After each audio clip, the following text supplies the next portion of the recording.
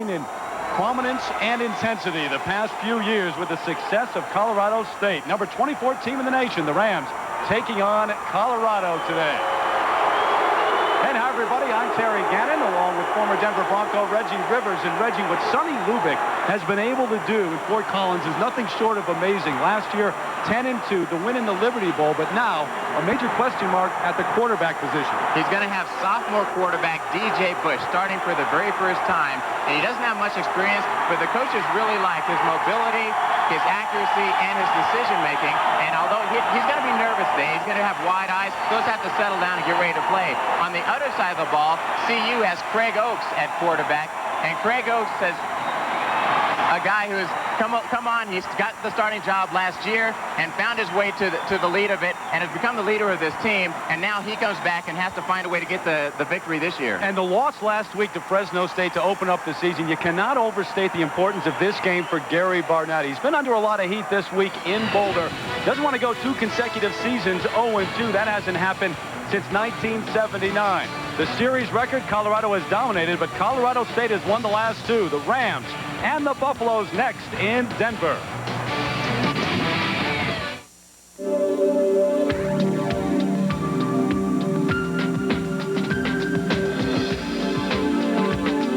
Some experiences stay with you, like the feeling of driving the new Chrysler Sebring convertible. With a 200 horsepower V6 engine and race-inspired suspension, it's an exhilarating experience that lingers. Now, well-qualified returning gold key lessees can lease Sebring LX convertible for $339 a month.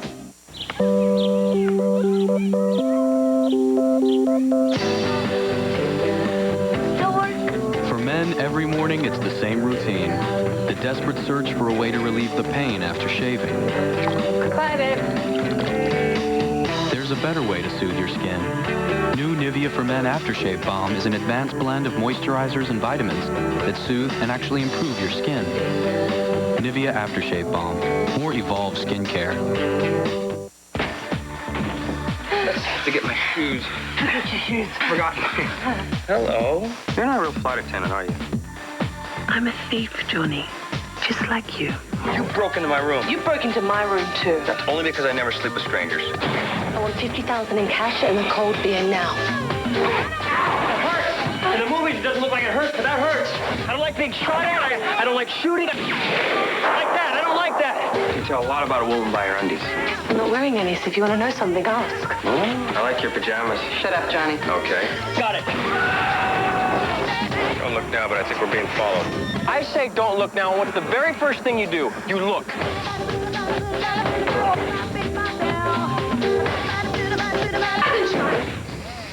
Johnny, your crutch is vibrating. From the producers of The Fugitive, John Stamos, Melissa George, Thieves. Friday, September 21st on ABC. Terry Gannon back with Reggie Rivers in Vesco Field at Mile High, the new Mile High Stadium, whatever you want to call it. It's a gorgeous, brand new $400 million facility here. And getting set for the rivalry, Sonny Lubick and Colorado State. He's won 5 conference titles in the past 7 seasons, and not much success before he arrived in Fort Collins, Reggie. There really hasn't been. It went a long, long time before they were able to get any success, but Sonny Lubick brings it to the table, and now they've won the last 2 games in this series. All of the pressure right now is on the University of Colorado. They cannot start this season at 0-2. Colorado won the toss. They deferred to the second half, so the Rams will receive to open up the ball game. Pat Frome will handle the kicking duties, at least the kickoffs for Colorado. Back deep, Pete Rebstock and Dexter Wynn, 2 very dangerous players, return men for the Rams. Colorado, once they resumed the series in 1983, won 10 of the next 11 games. They dominated throughout, but the Rams have won the last 2. And we're underway here in Denver. Wynn from his own 3-yard line, coming back to the near. Tripped up, a nice tackle made at the 18-yard line. Roderick Sneed tripped him up as he returned it out 15 yards.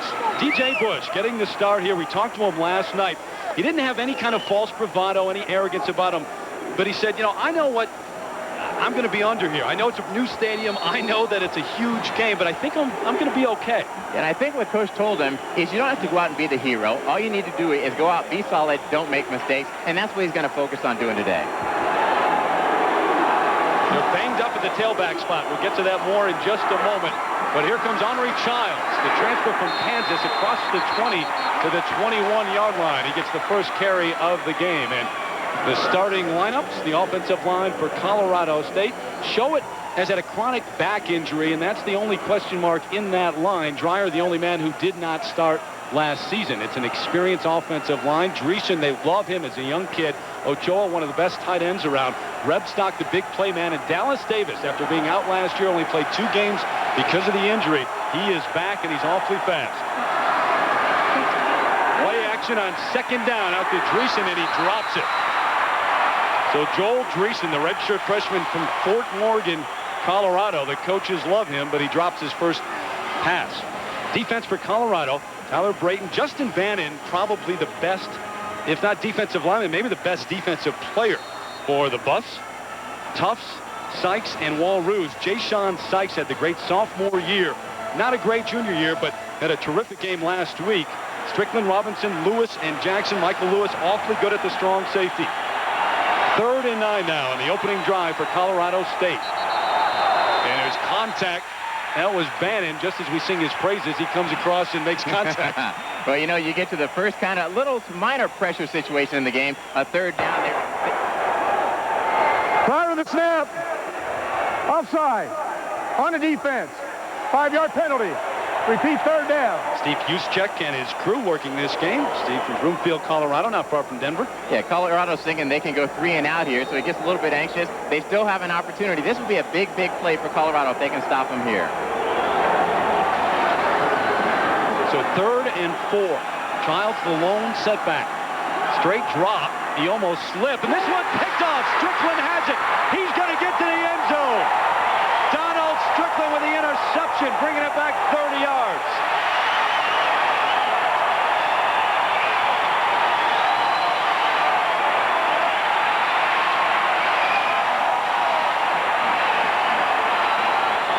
The nightmare scenario that DJ Bush must have thought about once or twice making that first start, and certainly Sonny Lubick thought about it. And here we go. You know, the one thing that Colorado absolutely needed, the one thing CSU absolutely did not, Colorado needed to make a big play defensively. They had to get on the board first, and they do it now. You know, Dallas Davis is the intended receiver. Strickland steps in front of it. A great play by Colorado. We'll see how CSU responds. Jeremy Flores on for the extra point. It's up and it is good. So Gary Barnett's squad has had a history of tough starts, of not starting well, having to come from behind. They get off to the great start with the interception. And Strickland, the junior from San Francisco, bringing it back 30 yards for the score. They get the first touchdown, which they absolutely needed. Now, Colorado State is going to be in the position of having to decide, do we stick with DJ Bush no matter what happens, or do we get Bradley Van Pelt on the field? And I think they stick with him right now. They have to give him a chance. Now, you look at this play again. It's just a quick out pattern on the right-hand side of the screen. Bush drops back. He throws it. It's underthrown a little bit. That gives the defender a chance to step in front of it and take it the distance. No one's going to stop him after that. And I know for DJ Bush's standpoint, he wants to come out and he wants to start things well. He's been fighting this quarterback battle all camp long. And now to come out and have that be the second pass that he throws in the game, I think it's tough for him. And what must be going through his mind right now as you look at Bradley Van Pelt, the transfer, after all he's been through in camp and winning that position on the first series to throw the interception. And not only that, to have it brought back for a touchdown. And Van Pelt on the sideline thinking, you know, maybe it wasn't bad in camp losing that spot. I might get a chance here. What do you do as the coach? Do you let the guy stay in and fight through adversity? Or do you say, hey, we're going to give our other guy a shot?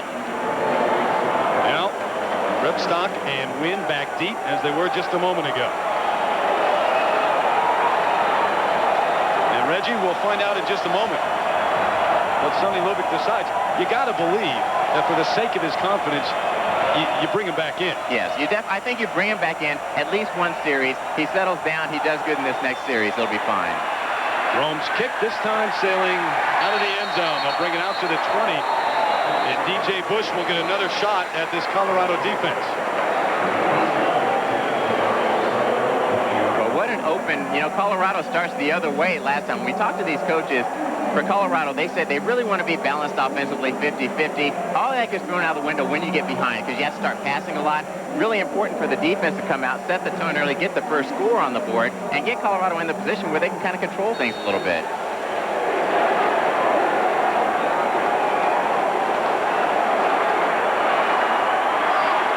Childs, the lone setback now as the Rams start 1st and 10 from their own 20-yard line. Long count, going to hand it off to Childs. Fighting his way ahead for maybe 3. Henry Childs, the junior from Shawnee Mission, Kansas. Transfer from Kansas. A look at our Pacific Life game summary right now. The first thing is that Bush, for CSU, they need to win the turnover battle. It might be tough with a new quarterback, new running back, as we've already seen, but they have to have fewer than CU. Second one, Bush be solid. He doesn't have to be a superstar, but try to be consistent, not make mistakes, as we've already seen, and rush for 75+. They have to get some running game going today. Rebstock and Hills at the near sideline. 2nd and 6. Dreesen in motion.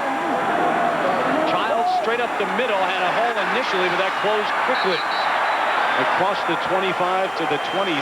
Matt McChesney was in on the stop along with Aaron Killian. Back up outside linebacker.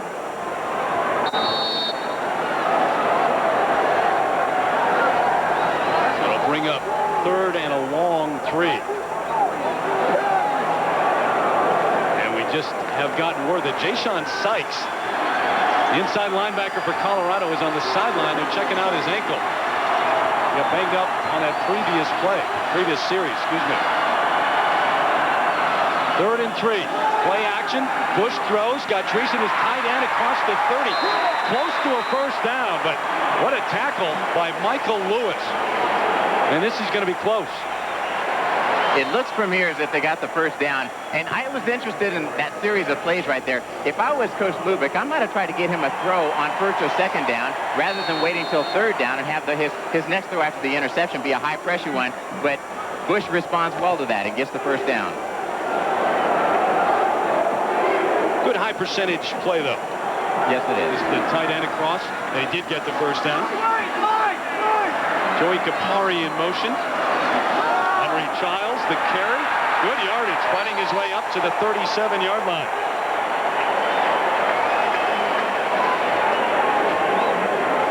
And don't forget, September 10th, regular season premiere of Monday Night Football, and it's right here at Invesco Field. The Giants taking on the Broncos, 9 o'clock Eastern, 6 Pacific on ABC. What do you think about the Broncos? Had the preseason game last night right here? They looked pretty good last night. Terrell Davis especially looked good. It's good to see him back and healthy.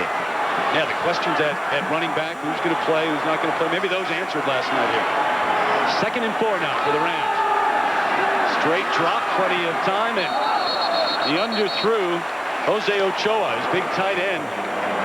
Corey Masoni on the coverage. Ochoa, one of the best around, this senior out of Silmar, California. 22 catches last year. First team all-conference. Look at his numbers from a year ago. I wonder if we're going to see Pete Rebstock on this one. We have a 3rd and 4, 3rd and 5 situation. Pete Rebstock is the go-to guy. You wonder if he's going to be the one that gets it on this play. 3rd and a long 4, they're going to call it. There's Rebstock in motion. Under pressure is Bush, and overthrows Childs out of the backfield. Masoni was in there in the backfield to pressure DJ Bush. That's one of the things that CU said they were going to do. CU said coming into this game, they don't bring a lot of pressure, but when they do, they want to make it on 3rd down plays. Mazzoni coming in from the left-hand side, putting some pressure on, making Bush a little bit uncomfortable, so he makes the overthrow, and they don't get the first down. And who knows, he may have been thrown to Rebstock that time. He was right in back of him, but either way, he was underthrown or overthrown. Cedric Cormier, Roman Holloway back deep, and they are awfully dangerous. Hollowell with the 77-yard return last week against Fresno State, and he just did get that one off. Takes a Colorado bounce and is going to be down out near the 25-yard line. A punt of 38 yards, no return. The Buffs take over.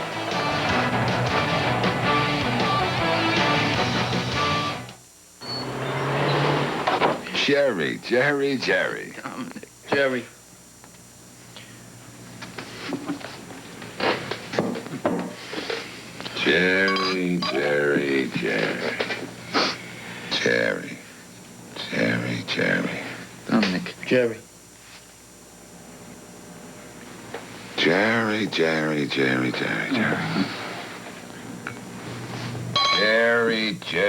Jerry.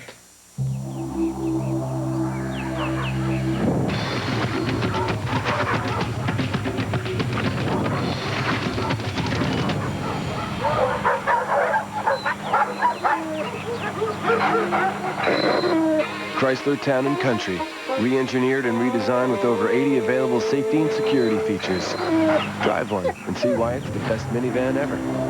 Now get a $2,000 cash allowance or 0.9% APR financing on Chrysler Town and Country. For your chance to win a ride in an Indy car and an all-access pass to next year's Indy 500, watch the Delphi Automotive Indy 300 Sunday live at 4 Eastern on ABC. A man approached me. He told me that the U.S. government might be interested in talking to me about a job. Spy for what? Against who? You worked for the very enemy you thought you were fighting.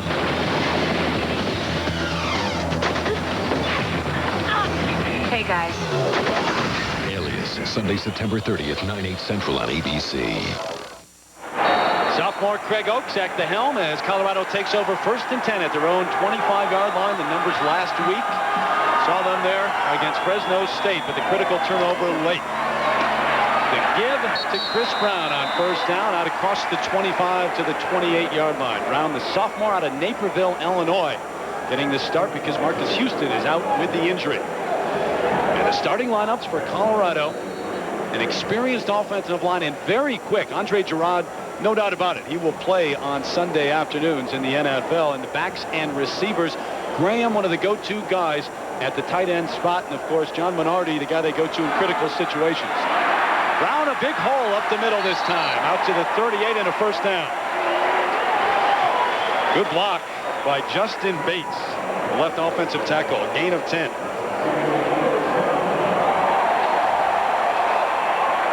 Defense for Colorado State, very good at the ends. Peter Hogan, Jeff Grau, perhaps the best defensive player on this squad. Heald gets the start at the outside linebacker spot along with Vickers and Eric Hawley. And the Gallimores, the identical twins, at the quarterback and free safety, Sprague and Dexter Wynn, rounding out that secondary.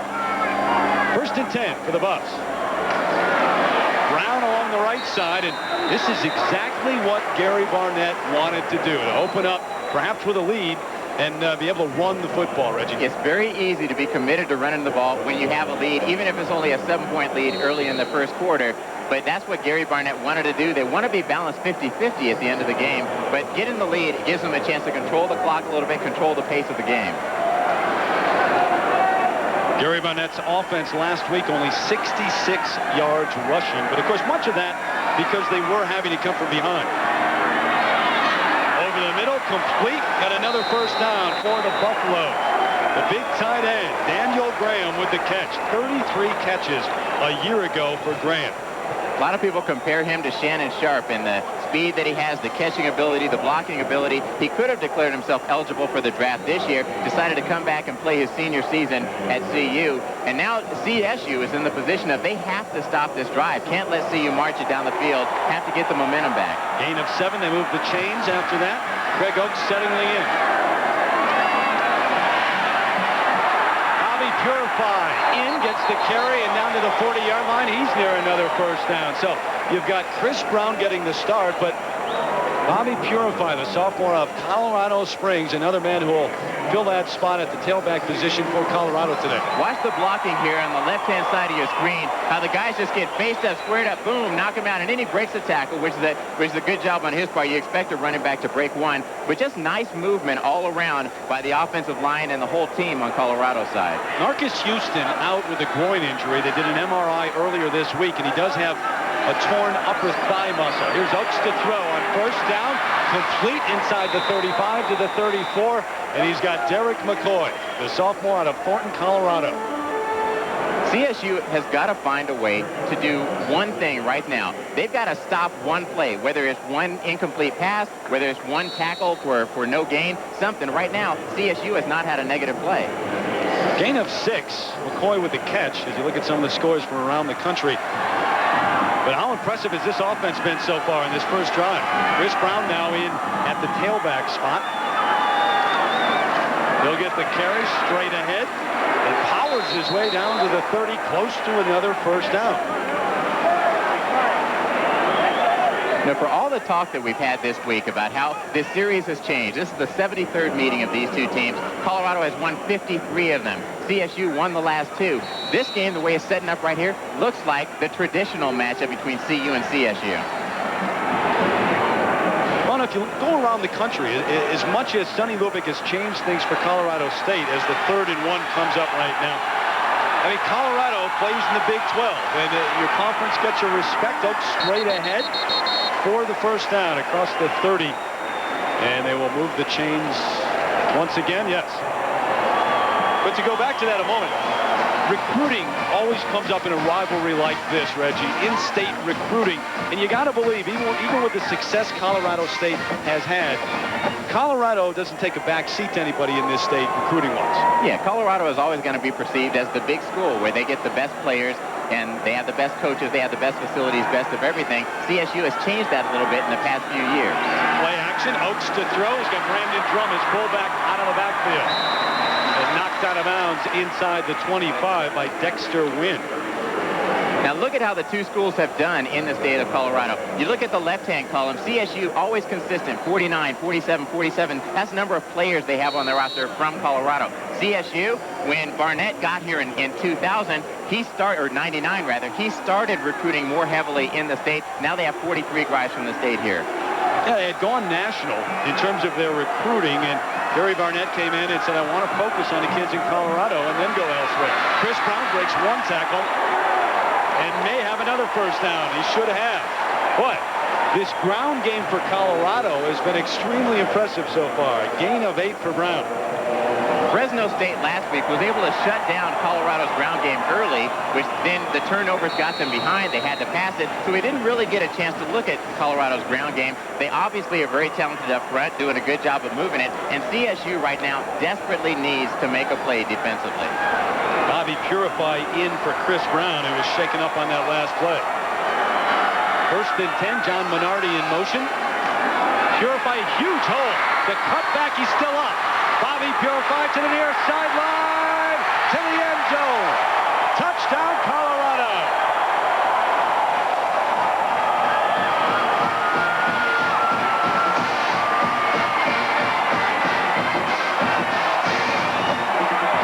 And there's a flag down in the end zone, but it came in late. Right now, CSU is just not able to compete with the up-front blocking. Look at the blocking and how everybody gets cleared out of the way. Purify comes through, makes a good move on the one guy, breaks one tackle, which is, as I said, you expect a running back to do that, breaks another one there, and then outruns everyone to the end zone. CSU right now is not doing anything to slow down this CU attack. The touchdown stands. 15-yard penalty on sportsmanlike conduct. Excessive celebration. 15 on the extra point. Well, and the average Buff fan is saying, cut us some slack here. We've been struggling. We were 3-8 last year. We lost the first week. Let us celebrate a little bit here. Exactly. So Jeremy Flores, he'll be backed up to the 25-yard line. 35 yards on this extra point.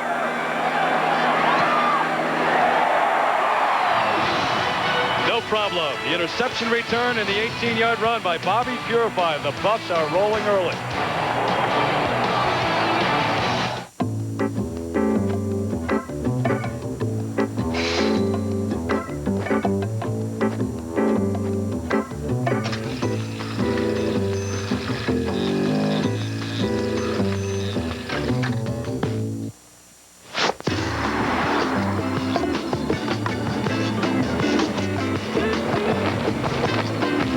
Introducing the new 200 horsepower Sebring convertible.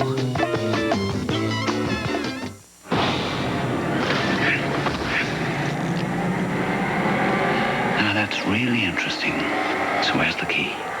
This is really gonna hurt. Hannibal. Rent or buy it today.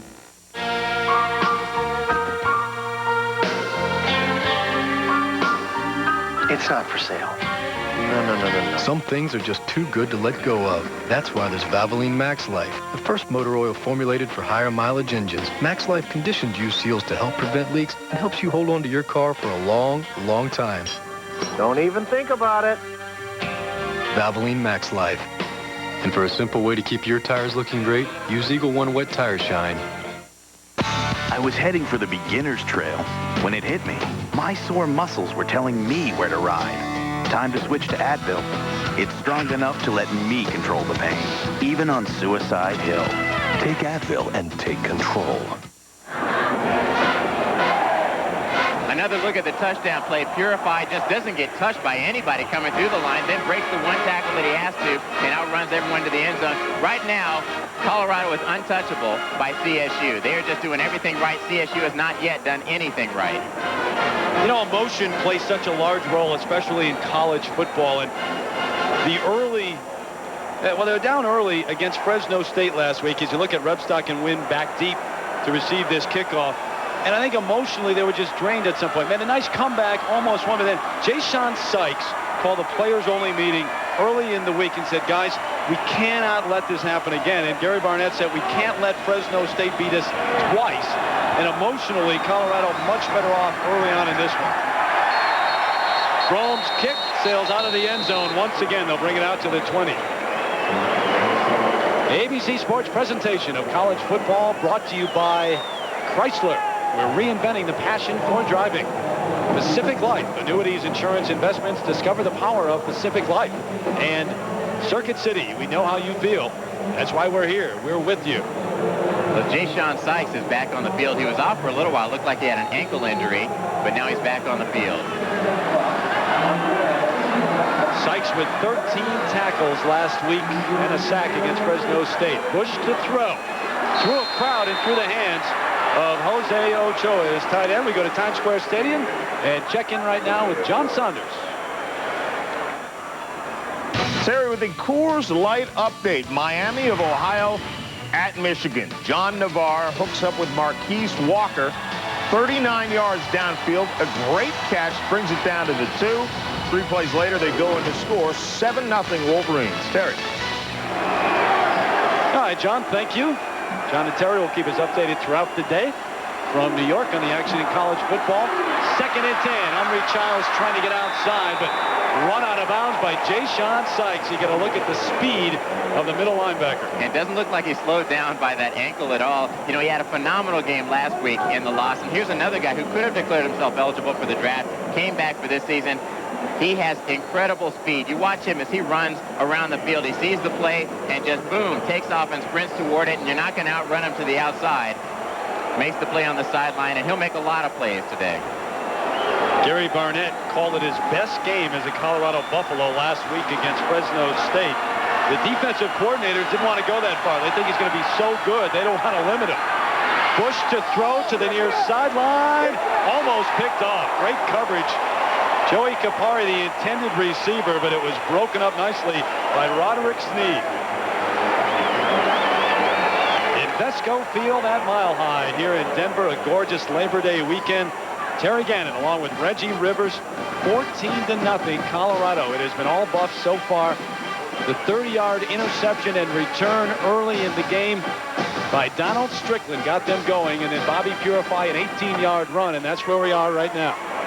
And Colorado State's in the difficult position of deciding what they want to do at quarterback. Do they stick with Bush, or do they bring in Van Pelt? The bad news is that they're down by 14. They need to pass it a lot. Van Pelt is more of a running quarterback. Nice play by Joey Huber, the punter, to get that one off, and a fair catch as the 33, 42-yard punt, no return. Colorado takes over when we come back. Look, we got a lot to do today, so let's make this quick. Get what you need. We're out of here. Agreed? Yes.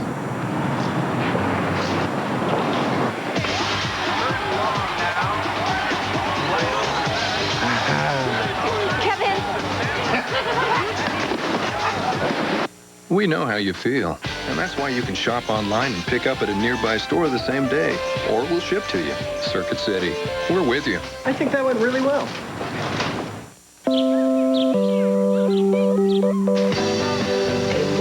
Now there's a better way to soothe your skin after shaving. New Nivea for Men Aftershave Balm has advanced moisturizers and vitamins to soothe and improve your skin. Nivea Aftershave Balm. More evolved skincare. You ready for a cold one? Yeah.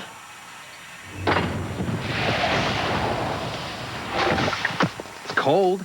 It's not Coors Light. Coors Light. Tasty. You can drop in anytime. The Giants aim to return to championship form, while the Bronco running backs plan to carry Denver to the top of the heap. Monday Night Football, next week at 9, 6 Pacific on ABC. Bob Patterson has solved the problems of millions. If you can see it, you can be it. But what about Bob Patterson's problems? Yes! Like self-esteem, On the verge of career collapse. Why would you bring that up? communication, Do you need to discuss the divorce? and understanding what women want. The man with all the answers searches for a clue. Tuesday, September 25th on ABC. 14-0 Colorado right now over Colorado State in the Rocky Mountain Showdown, the 73rd meeting between these two teams. Sonny Lubbock's team needing to get something going, especially right now on defense, getting a stop. Don't forget tonight, we wrap up our college football triple header. Number 23, Wisconsin, taking on number 7, Oregon, right here on ABC Sports, 8 o'clock Eastern time. And Joey Harrington, the billboard in Manhattan doing its job. Everyone talking about Joey Harrington from Oregon for the Heisman. 1st and 10 for Colorado. Chris Brown on the carry to the near side. A couple of tough yards up to the 34. Maybe the 35. Brown, the sophomore out of Naperville, very physical runner. Of course, signed with Northwestern, came over with Gary Barnett to Boulder. It's still very early in this game, but this really is a critical drive for CSU. And I think they need to take it in inches. If they can find a way to stop CSU or CU on one play, then maybe try to stop them on 2 plays. But they've got to slow him down a little bit. Oaks all alone, and down he goes, and there's the one play you talked about.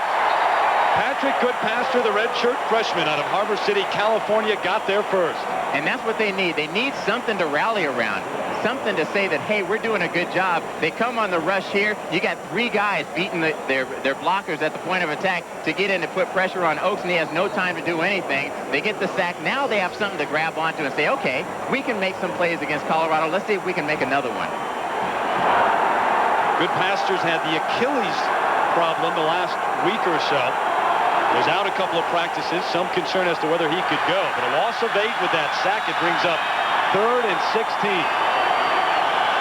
Cortland Johnson in at tailback. He gets the catch out of the backfield. Hit hard at the 33. Back to about the original line of scrimmage. Cortland Johnson, the senior out of St. Louis, who's had an ankle sprain, and he was questionable coming in. You know, it's interesting, the dynamics of this game and the way it starts out. Both teams undoubtedly believe a little bit of the hype about this game. CSU probably believes a little bit that they're not well matched against CU. CU probably believes a little bit that they're better than CSU. So when the game starts off this way, they both start believing that a little bit, and it's easy for CSU to go in the tank. Now we got a fake. Whoa. Oh, my. Go figure that one, Reggie. My, that could become a crucial mistake if CSU can convert. What are your thoughts on that? You know what? I think in some ways, it's a smart play because what they had was an uncovered guy down at the bottom of the field. The punt returners, or the punters saw it. They make a call at the line. They try to throw it out to the guy, but they throw it incomplete. You know what? No, he's throwing it to number 80, and the defender number 2 right there, McCoy, or Woods, who's running over, he was the guy who's coming out to cover him. You know, that absolutely could be the break that they were looking for, the Rams, and Childs straight up the middle with some power running. The ball's loose, but he was down. And I think what we know about that punt, it probably wasn't a play called by the coach on the sideline. It's one of those automatics. If you ever have a wide receiver who is just flat uncovered, no matter what the situation, you get the ball, you throw it to him. But in that case, you have an incomplete pass and turn it over in a bad situation.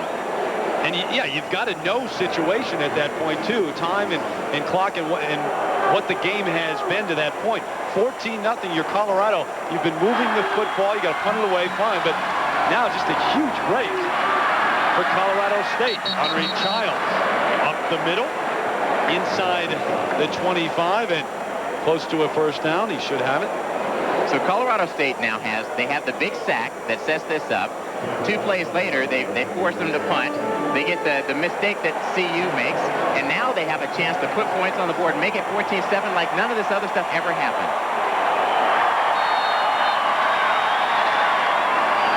Rebstock back in for Chris Pittman at the wideout spot. Sonny Lubick has been a part of this rivalry for a long time. 9 years as head coach, also as an assistant coach. Childs bouncing outside. He's got it hold. Henry Childs inside the 10 to the 8-yard line, and flags at the end of the play. Maybe a face mask. Got a big block from Joel Dreesen, his tight end. This could be shaping up into the game that we thought it was going to be. And all it takes, I mean, momentum is so powerful in football. For CU, early the momentum was the interception. For CSU, the failed fake punt. Incidental face mask on the defense. Half the distance to the goal. First down. Look at the play right at the end of the play. You'll see a guy come in and grab the face mask and hold on to it. Robinson grabbed it. You can grab onto the face mask. You have to try to let go of it as soon as you can. It's inadvertent, it looks like. So it's first and goal from the 3. Bush under center. Rolling out to Dreesen for the touchdown. Joel Dreesen, the redshirt freshman who dropped the pass early in the game, gets to the end zone.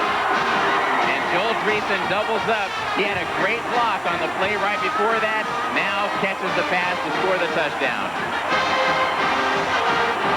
Look at him, it's just a bootleg. He's going to fake it to the the running back. Coming to the left, rolls back out to the right. Nobody's covering Dreesen.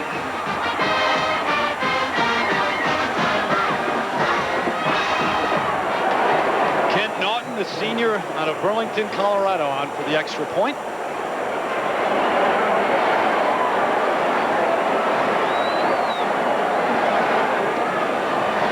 Splits the uprights. Whether it was called from the sideline or not, guess who's going to get blamed for the fake punt? Of course, Barnett will get blamed for it. I have a feeling that this one was just an on-the-field decision, that you have a receiver that's uncovered, you throw the ball to him. Turned out to be a poor one. Well, I'm sure that if Barnett was probably on the sideline screaming, "Don't throw it." And it's one of those that, though, if you complete it and the guy runs and gets the first down, then of course it's huge. It's a smart play. Everyone wonders. Let's take one more look at that fake kick. So what they have, well, we can't see the receiver outside, but he's just uncovered. There's no one there. You see the defender running over at the last minute to get out to him. And McCoy is saying, if you could have just gotten the ball to me, I would have been gone. Yeah, they snapped to the up man, and the throw was just not even close to being on the mark. But in your own territory, after you've dominated the game to that point, your defense has been good. You've got a first-time starter at quarterback on the other side. All of those factors going in. Guess what? And plus, you're putting the ball into the hand of your up back. It's not like you have a quarterback who's back there, who he sees an open receiver, he hits him. This is the up back. He doesn't throw the ball a whole lot. He's all of a sudden going, oh my gosh, there's an open guy. I'm supposed to get the ball and throw it to him. And it just doesn't work out. But a big break for CSU.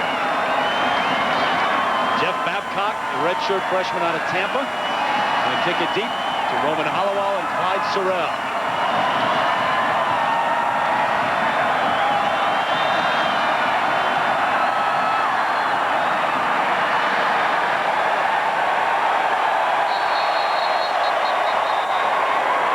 Going to give Hollowell a chance to return this one. And they'll bring it out to the 20 for the Buffs and their next series. You knew this would be a good one. Last couple of years, at least, it turned out to be. Last year's edition, Colorado in many ways dominated the football game, which was right next door at the old Mile High. But 4 big plays, that's what won it for Colorado State. And the Colorado coaches all week have talked about the fact that they cannot give up the big play. Well, they created a big play with the fake punt there a moment ago. Brown across the 20 out to the 22.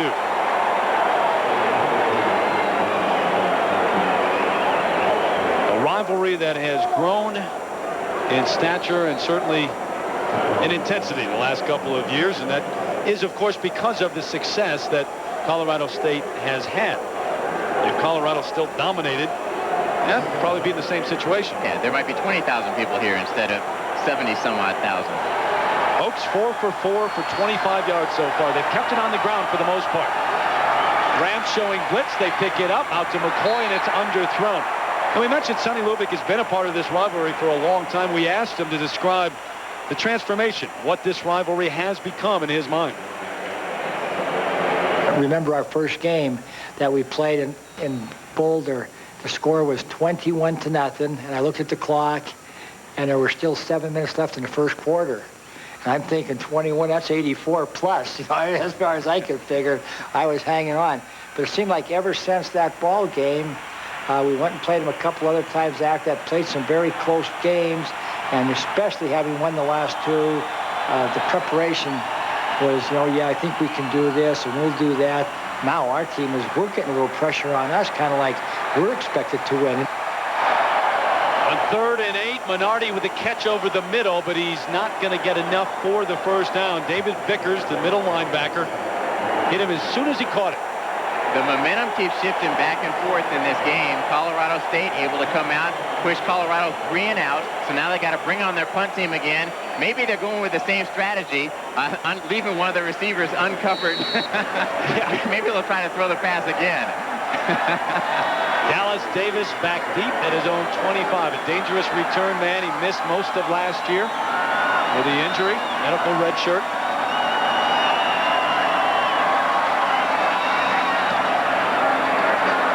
Over and punt.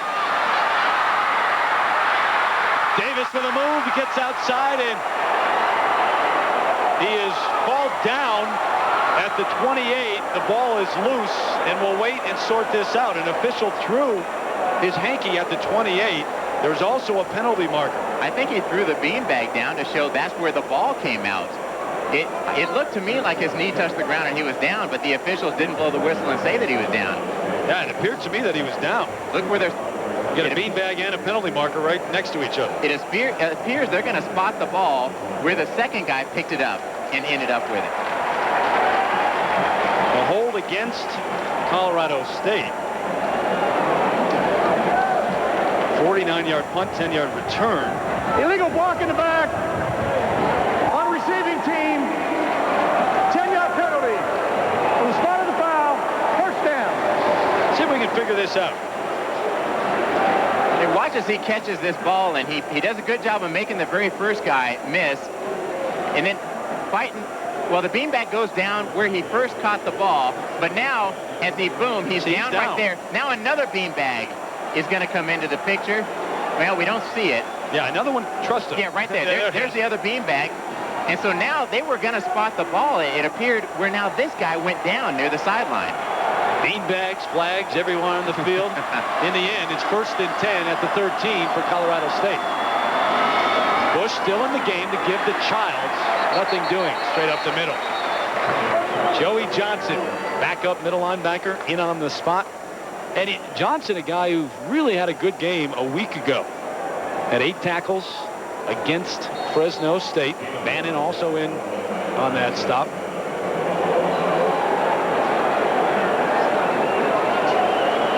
Pretty good twosome at that linebacker spot, though, for Gary Barnett with Jayshon Sykes, who they are now moving up to the edge at times, too. Moving them up to the line. 2nd and 8, Bush to throw. Rebstock with the catch at the 25-yard line. Nice catch. This is exactly the sort of play that the Colorado State coaches say separates DJ Bush from Bradley Van Pelt. They're both good quarterbacks. Both do a very good job of delivering the ball, but Bush is more the drop back delivery. Watch Rebstock as he runs just a basic hook here.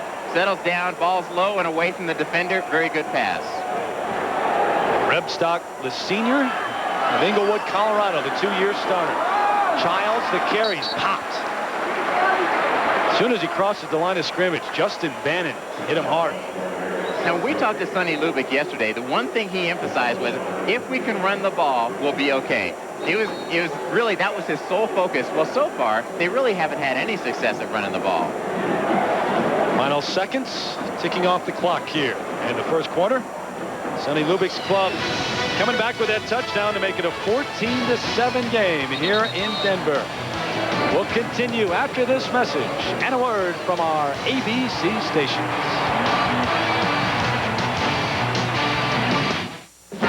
I don't know what my mother calls me more often, Jimmy or you must be hungry. At her table, there's always a helping of this, a taste of that, and you get as much as you want, which is how Olive Garden brings you their never-ending pasta bowl. Have Alfredo with penne, or how about bolognese meat sauce with fettuccine? You pick your homemade sauces, you pick your pastas, you get all you want. It's all delicious, and it's just $7.95. Tonight I'm having it with my brother. Mom calls him, "Did you eat yet?" Olive Garden. When you're here, you're family.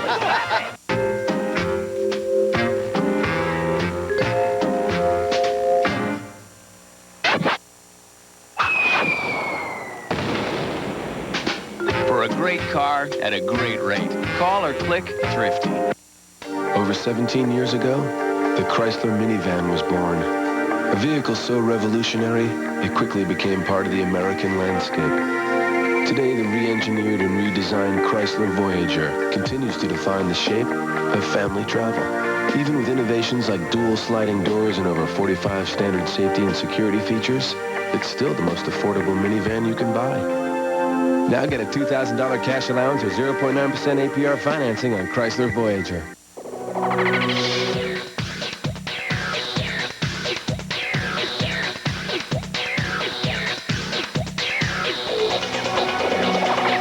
For a great car at a great rate. Call or click Thrifty.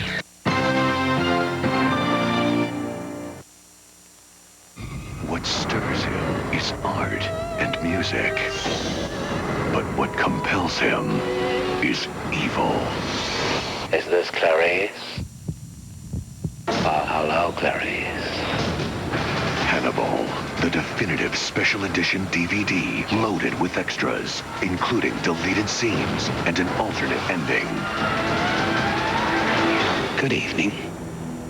Hannibal, rent or buy it today. You're watching KMGH-TV, Channel 7, Denver.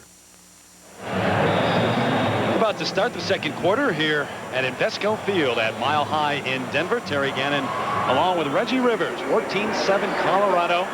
DJ Bush, the sophomore, getting his first start at the helm for Sonny Lubick and the Rams. Some struggles early on, but then the fake punt, the turnover. The Rams put 7 on the board. They're right back in this thing. 2nd and 10 at the 26 coming up for Colorado State. Watch Sykes with his hand down on the right-hand side of the screen.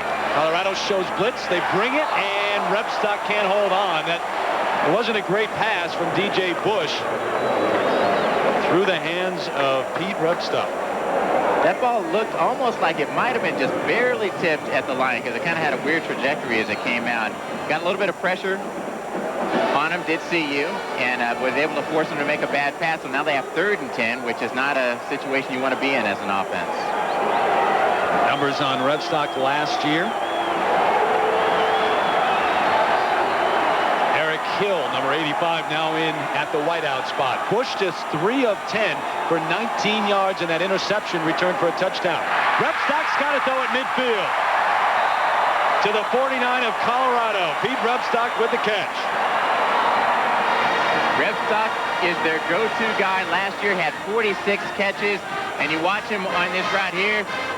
It's really nothing fancy, just kind of a straight, deep slant route, or a post route almost. Just a nice throw and catch. And you watch Bush sitting back there. Has got great protection, delivers the ball well, a little bit behind him, but a good delivery. I bet you the coaches did that once or twice in camp, no doubt. So 1st and 10, just outside the 49. Bush under pressure and more. He goes down at the 39-yard line. Sean Tufts with the sack, and let's go back to New York and join John Saunders. Well, Terry, in a game that looks like the orange and white game, Syracuse at Tennessee. Casey Clausen going deep, 37 yards to Dante Stallworth for the touchdown. That's the first play from scrimmage. Tennessee jumps in front, 7-0. Terry. All right, John, so the Vols not wasting any time. Loss of 11 on that sack, so it's 2nd and 21. Bush never got the exchange. It's one of the rare times that the center jumps off sides. When the center snaps the ball and everybody else is sitting there, usually... you know he had the wrong snap. Watch the center. He's gone. He's like, hey, come on, let's go. Let's get this show on the road. Mark Dreyer, a sophomore out of Brighton, Colorado. Sometimes it happens the other way, where everybody jumps offside except for the center. He's still sitting there with the ball. Those poor linemen, the only time we really talk about them, say their names, is when something like that happens. That's true. David, Dwyer's got the same name as Ice Cream. He can't be all bad, right? 3rd and 23. Childs alone, setback. Straight drop. Under pressure now over the middle. Repstock with a dive. Did he hang on? Yeah. Still short of the first down, but what a catch by Pete Repstock. Great catch. And, you know, it's an interesting, you know, in an offense, you don't have a whole lot of plays that are designed to get you 23 yards on 3rd down. And I found it interesting. CU came with a blitz on that one. You would think you'd play off. They're not going to get 23 yards anyway, but they come with a blitz, and it works out for CU in this case. So 5 completions for Bush so far, 3 of those to Pete Repstock. Joey Huber on to punt. Roman Hollowell back at his own 10-yard line. Averaged almost 25 yards a return last week against Fresno State.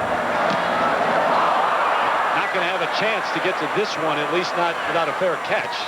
The short punt up at the 16-yard line. Only a 29-yard punt. No return. The Buffs take over.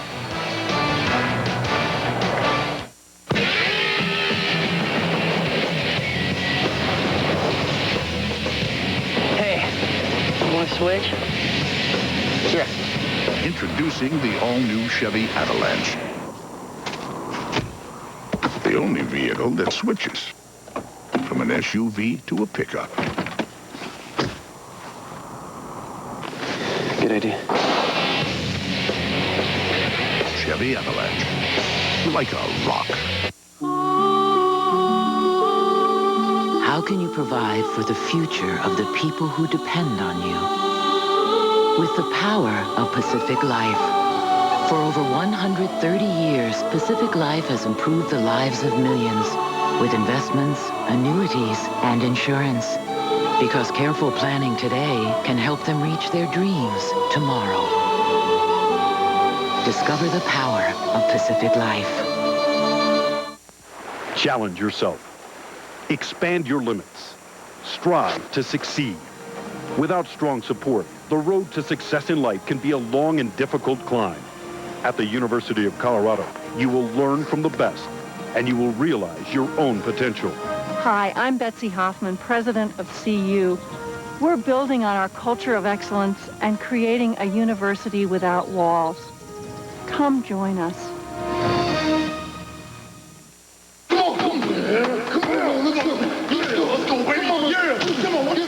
Tonight at 8 Eastern, Miami, Penn State, or Wisconsin, Oregon on ABC. Back in Denver, a few clouds rolling in here on what's been a beautiful Saturday afternoon. Next week here on ABC Sports, Carolina and Texas. Good way to get things underway.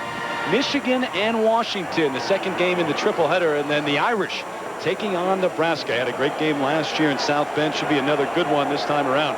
Next week here on ABC Sports. Oaks throws out into the flats, complete across the 20 to the 21. John Minardi, who's been kind of quiet so far, but the senior out of Laguna Niguel, California, with a catch. Watch Minardi on this play. He just runs an out route and gets out of bounds, gets about 5 yards on the catch. And, you know, it's interesting. They gained about 5 on this play. Their first drive, they went 80 yards for a touchdown. Their next 2 drives combined for a total of 5 yards. Minardi, the second leading receiver last year. Second down, give to the fullback Brandon Drum, who does not get a lot of carries. Junior out of Anchorage, Alaska. Ahead for maybe a couple.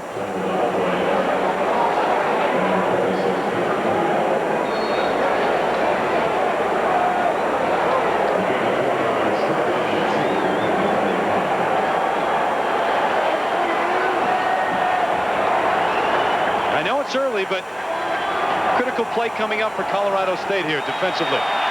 They can get a stop, get the ball back on 3rd and 2. Cormier in motion. Oates the short drop out to Cormier. Going to get ahead to the 31-yard line. He's got a first down for Colorado. Colorado State did something there they don't ordinarily do. Normally, got to be a flag in there somewhere, Rich. Well, I guess they're not going to throw one, but a little extracurricular on the sidelines. A little conversation. They're all English majors in school. They like the language. Ordinarily, Colorado State goes with what's called a zone blitz, where they bring an extra rusher, but they play zone coverage behind it. That time, they came with a man blitz, where they were blitzing, playing man coverage. Didn't work out for him because the guy who was covering minority man there wasn't keeping up. Look at the numbers. Almost 100 total yards so far for the Buffs. Bobby Purify, who had the touchdown early. Another big gain. He's got a first down for Colorado out to the 44-yard line. Aaron Sprague made the stop. Look at Purify and the hole that he's got to run through. I mean, this offensive line is just huge. I mean, nobody is touching him until he's 8 or 10 yards from the line of scrimmage. It's the hole he had on his touchdown run, too. Made one man miss. That was it. The line did the rest. 1st and 10 at the 44.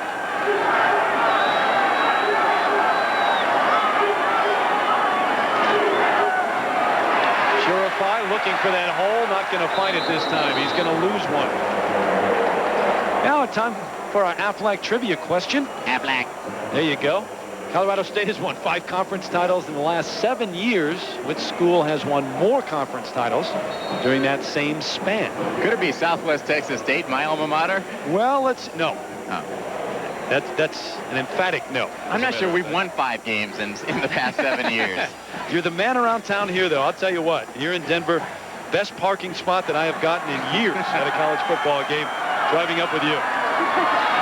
Quick out, nice catch. The one-handed catch initially by John Minardi up to midfield. That's a nice one as a receiver. The ball's coming in. You say, should I catch it with 2 or should I catch it with 1? You know, this is definitely a one-handed ball. Minardi, again, he's the leading receiver for this team. Probably a guy who will be playing on Sundays next year and makes a great grab there. 3rd catch of the afternoon for John Minardi. 6'2", 195 pounds. Pretty good size. And Oaks starting to get his rhythm. Portland Johnson, number 27, now in at tailback. Caught by Cormier inside the 40 to the 38-yard line. Great throw, heck of a catch. It's a great throw to Cormier. And you watch Cormier at the top. Here's a guy who came out of high school. He was the #1 rated receiver in the nation, despite the fact that he'd never played receiver. He was a quarterback in high school. Justin Gallimore on the coverage on the side. Just a kind of a deep slant right, a deep end. Nice job of adjusting to the ball and making the catch. Never know how you're going to come back from an ACL tear. Cormier had the great freshman year, but then the devastating injury, and coming back awfully strong. First down. Head to the 35, Cortland Johnson. Gain of about 3. Better than 76,000 here at Invesco Field at Mile High as we are in the 2nd quarter. Colorado State and Colorado. The Buffs with the early lead, and they have a 14-7 advantage at this point. Terry Gannon along with Reggie Rivers here. And that number 76, 125, unofficially right now. We'll get the official count a little bit later, but would be the largest crowd ever to watch a college football game in the state of Colorado. Nothing doing this time in the backfield for Johnson. Adam Wade, the outside linebacker, tripped him up and held on to him. Adam Wade comes on the blitz from the left-hand side of the offense and just comes through untouched. Good speed coming in and almost takes the handoff. You know, he could have gotten there a little bit earlier. Makes the tackle behind line. You know, on those attendance numbers, do you and I count as spectators in the attendance? We are not paying customers. I don't, unless you paid to get in. I'm not sure, but They didn't charge you? So the numbers on Oaks, awfully good so far. In fact, great. Over the middle, got his tight end. Oh, look at him go. Carrying defenders. Shades of Mark Bavaro. We got a flag on the play as well. Defensive backs hate tight ends who can actually run with the ball after they finish with it. Daniel Graham's certainly one of them. He certainly can. Most tight ends, after they make a catch, if you go by and you run past them close. Incidental face mask on the defense. 5-yard penalty from the end of the run. First down. You run past them close, they're going to fall down. Running with the ball is not their specialty. Daniel Graham gets the ball. He's fighting. Finally, the face mask at the end. Yeah, sometimes that's, I don't know, that's a... It's certainly incidental, one, that's what they call it. But they got to call it for the safety of the players. Colorado State, the least penalized team in the country last year. Purify another big hole. Inside the 10, down to the 6. I don't know what Purify did for these offensive linemen, but they have a commitment to say you are not going to be touched. Look at the hole that these guys create for him. This is, I mean, holes are not this big in real life. This is incredible. I mean, not to take anything away from Bobby Purify because he's doing a good job of running the ball, but that offensive line is really moving the line. Gain of 15 for Purify. It's first and goal. They'll place it down outside the 6 at the 7-yard line. Cormier in motion. Drum the up back. Hit as he crosses the line of scrimmage, going nowhere. Eric Pauly, number 33, the outside linebacker from Conway Springs, Kansas. Hey, we cannot not mention that Drum just got a carry there. He doesn't get many of them. When he went to high school up in Alaska, he rushed the ball a lot. And since he's been here in Colorado, he hasn't carried the ball many times. So every time he gets it, we have to take a moment and say, hey, props to Drum. Second carry, got one earlier in the game. Celebrated high school recruit out of Anchorage, Alaska. Got 1 yard on that play. Second and goal. Purify cuts it back inside the 5 to the 4. And that's it. David Vickers, number 37, met him there and got some help. Purify didn't make his dues payment to the line in time for that play. I'm impressed with the way that Colorado's kind of bounced back. They start off with the early momentum, take off with it, lose the momentum, and then they looked a little flat to me when they started off this drive, but maybe that was just they were really focused and really settled because they're now marching down the field and probably going to punch this thing in. Double tight end set now. Quinn Sipnewski in, the sophomore out of Granger, Iowa, and they're going to talk things over. Timeout. Come over, talk to Gary Barnett for the moment. Third and goal from the 4 when we come back.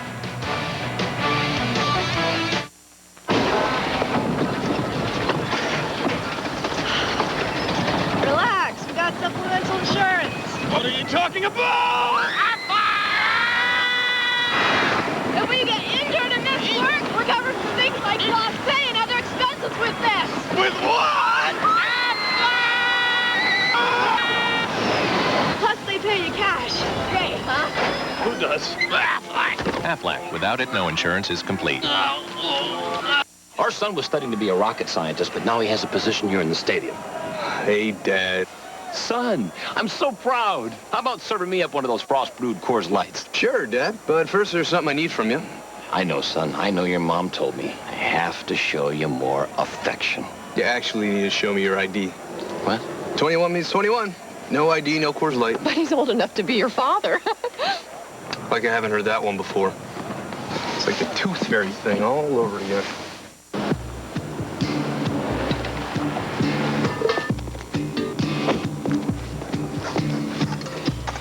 Change for $1. Sure. Introducing the all-new Chevy Avalanche. The only vehicle that changes from an SUV to a pickup. Thanks. Chevy Avalanche. Like a rock. Colorado up by a touchdown here. 6:15 left until halftime. Third and goal from the 4. As a soft rain has started to fall on the field here in Denver. 3rd and goal from the 4. What do you like here, Reggie? Anytime you're inside the 5-yard line, I say you go play action. Force the defense to at least come up and look at the run a little bit, and maybe they lose one of your receivers on the motion there. But I have a feeling they're going to go straight drop back pass. 14th play of the drive. Sipnewski, the tight end in motion. Johnson, the lone setback. Oaks, incomplete. Looking for Quinn Sipnewski. Aaron Sprague on the coverage. And that really had no chance. Now, you know, and you go straight drop back, the defense has a very short field to defend when you're inside the 5. I like play action because at least the linebackers have to look at the running back and say, is he getting the ball or not, before they drop back into coverage. Jeremy Flores, the senior, Willard, Missouri. In for the 21-yard try. And it's good. So the long drive by Colorado to get down to where they had 3rd and goal at the 4. They can't convert, but they do get the 3 on the board from Flores. So the 10-point lead for the Buffs with 6:07 left until halftime. Gave you the Aflac trivia question a moment ago. 5 conference titles in the last 7 years for Sonny Lubick. Which school has won more conference titles over that same span? I guess Southwest Texas State. And no good. Florida State. Of course, in the ACC, 7 titles, 7 years. And the Seminoles have only lost twice in the ACC during that time, to Virginia and to my alma mater, NC State. Wow. Do I get partial credit for having the word state in my answer? We'll think about it. Well, you're in Denver. You're in your hometown, your adopted hometown. We might give it to you. 15 plays on that drive. Taking it down 79 yards. Sonny Lubick's defensive line, especially, with some things to correct maybe at halftime, because that offensive line for Colorado has opened up big holes throughout the afternoon. And that offensive line for Colorado, these are big guys. 3 of them are 320 pounds, and then 2 of them are 295 pounds. I mean, these are big, big players. Rebstock and Wynn, Dexter Wynn, back deep at their own goal line. Awaiting the kick from Pat Brome.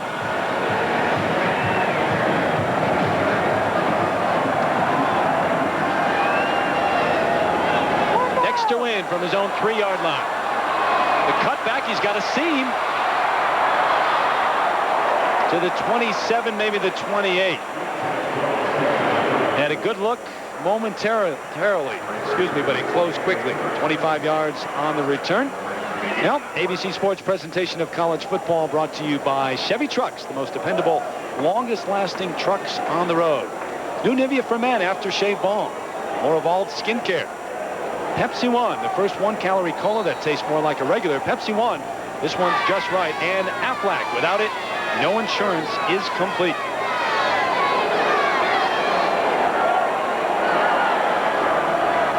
First down at the 28. DJ Bush looks back, throws, got a man. Complete out in the flat. Close to a first down. They may have one. That's number 27, Dallas Davis, who we haven't talked a lot about so far. The senior out of Fort Collins, Colorado. Only 2 games last year. Had the back problems, the hamstring problems. Got a medical red shirt from the NCAA. The 3-year starter back for his last season. And he led them in receiving in 1999. Back this year, and they expect big things of him. Not only at the wideout spot, but also returning punts, too. He and Rebstock is dangerous a tandem as you're going to get.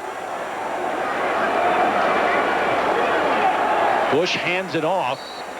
That play was not well executed from the get-go. Henry Childs, the carry, but didn't get much. That was the counter trade. You got those big offensive linemen, the tackle and the guard from the left side, drop back and start running over to the right side. And it's a train when they get going, but that one was derailed early.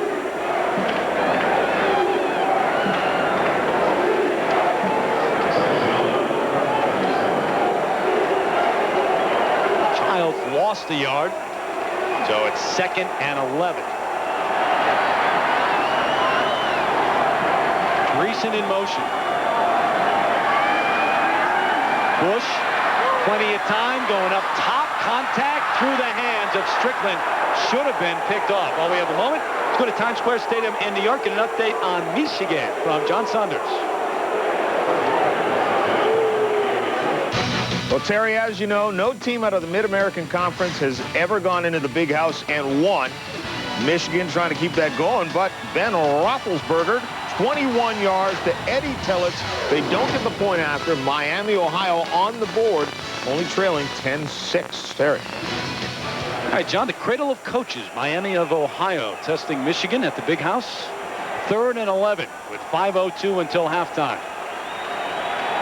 DJ Bush, the sophomore first-time starter over the middle. Pete Rebstock has it, maybe just short of a first down. We'll wait and see. It appears that he is just short of that first down. I think a lot of people, a lot of times you say a receiver has to make sure he gets past the marker, but that depends. It depends on how close that marker is and how far out of your normal range you have to go to get it. If you go too deep out of your normal route, it throws off the timing. The quarterback's now throwing the ball into a dangerous situation. So I think it's more incumbent upon the coaches to try to call a play that will get you that amount of yards. Well, doesn't matter right now.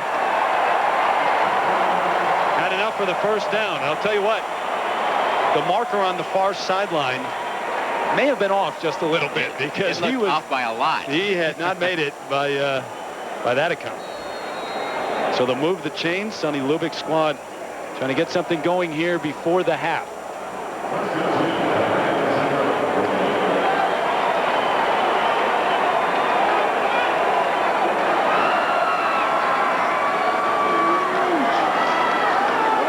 Childs, the cutback, just tripped up.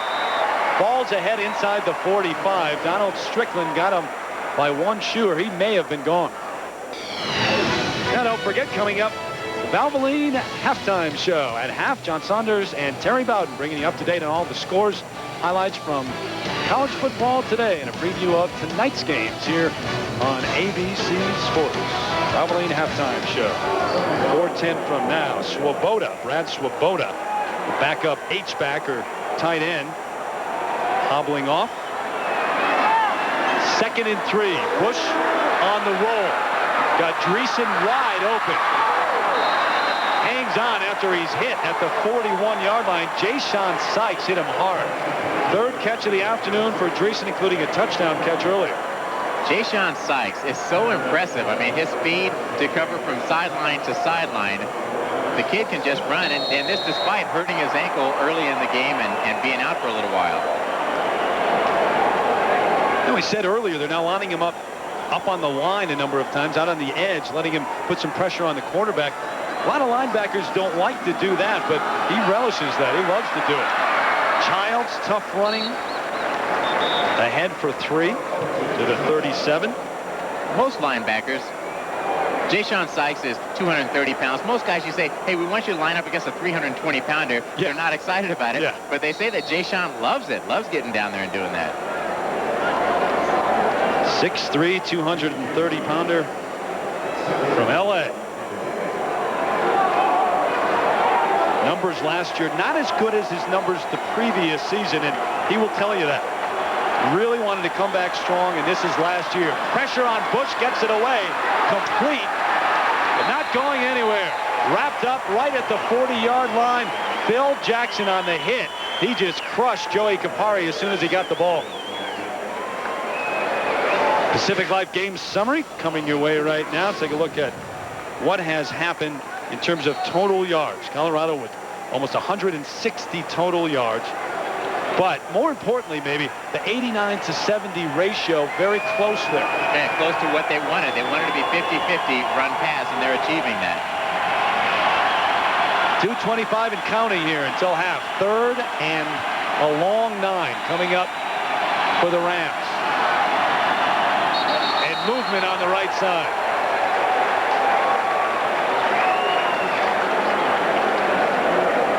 So they'll back them up. Snap, false start, offense, 5-yard penalty. Repeat 3rd down. You know, when you're 315 pounds and you're down in a three-point stance, it doesn't take much of a shift to shift that load back. And once it gets shifted, you're not stopping it. Yeah. You're going a long way back. 3rd and 14, and listen to the crowd here. Split about halfway down the middle. Colorado State fans, Colorado fans, and a sellout crowd. Straight drop for Bush. Plenty of time. Almost picked off twice. Roderick Sneed was there. Medford Moore, number 17, had it in his hands. The biggest thing you have to worry about with a young quarterback is that he doesn't see safeties. Bush looks back here. He looks like he's looking at the safety, but he starts to throw this ball, just does not see the guy underneath. And that's usually when you get a pick, is when somebody's underneath and the quarterback just flat doesn't see him. Yeah, Phil Jackson almost had it too. Joey Huber on for the punt. Roman Hollowell back at his own 10-yard line, awaiting. Hasn't had a chance to return one yet. And he's not going to field this one. Look at the bounce. Inside the 2-yard line at the 44-yard punt, and Colorado is backed up deep. Gentlemen, we can rebuild him. We have the technology. Better than he was before. Better, stronger, faster. Introducing the all-new 270-horsepower Chevy Trailblazer, the most powerful mid-size sport utility in the world. It's one strong SUV. The new 2002 Chevy Trailblazer, like a rock. Do you think you're making a difference? We do. Since you started talking to your children about drinking, teenage drinking is down 47%. To all parents who are making a difference, thank you. It's a better place to live. It's a better place to live, thanks to you.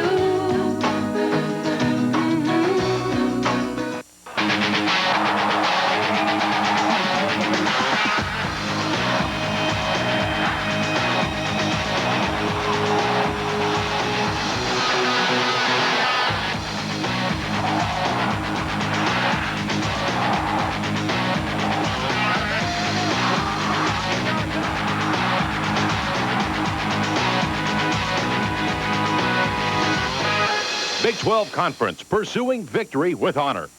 Raw. You're going to make the evening news for stalking your ex-wife and using city funds to do it.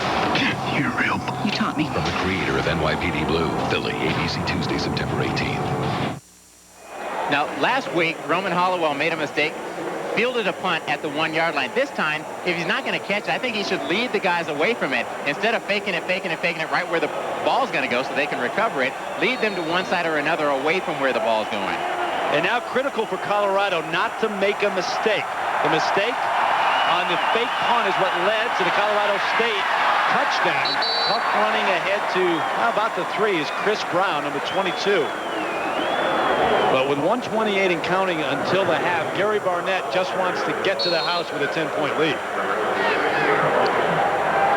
Get to the house with a 10-point lead. I think for CSU, they're not going to be too disappointed to be down by 10 points, given the way this game started, and they rallied back a little bit. I think Lubick maybe should have called timeout after that last play, because you could hold them 3 and out and still have a chance.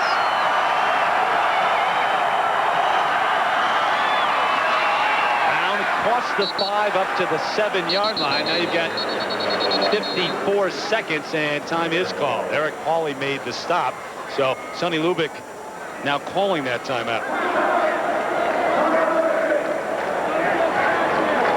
All right, so they have 1 timeout left.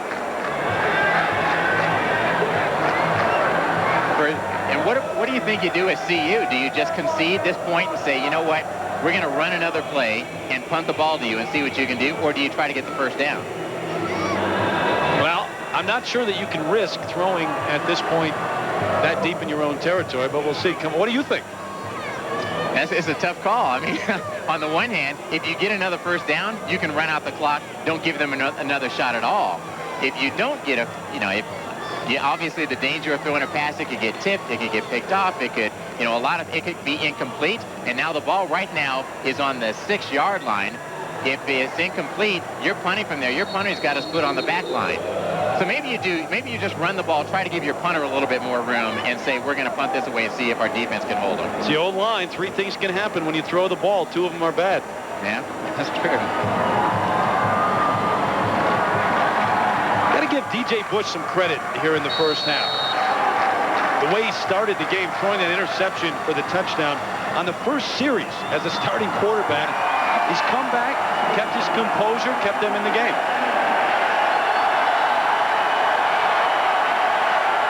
Bobby Purify, the tailback, he gets the toss over the left side, another big hole, and he's close to a first down. He's calling it, saying he's got it. Was tripped up and kind of fell ahead near that first down marker.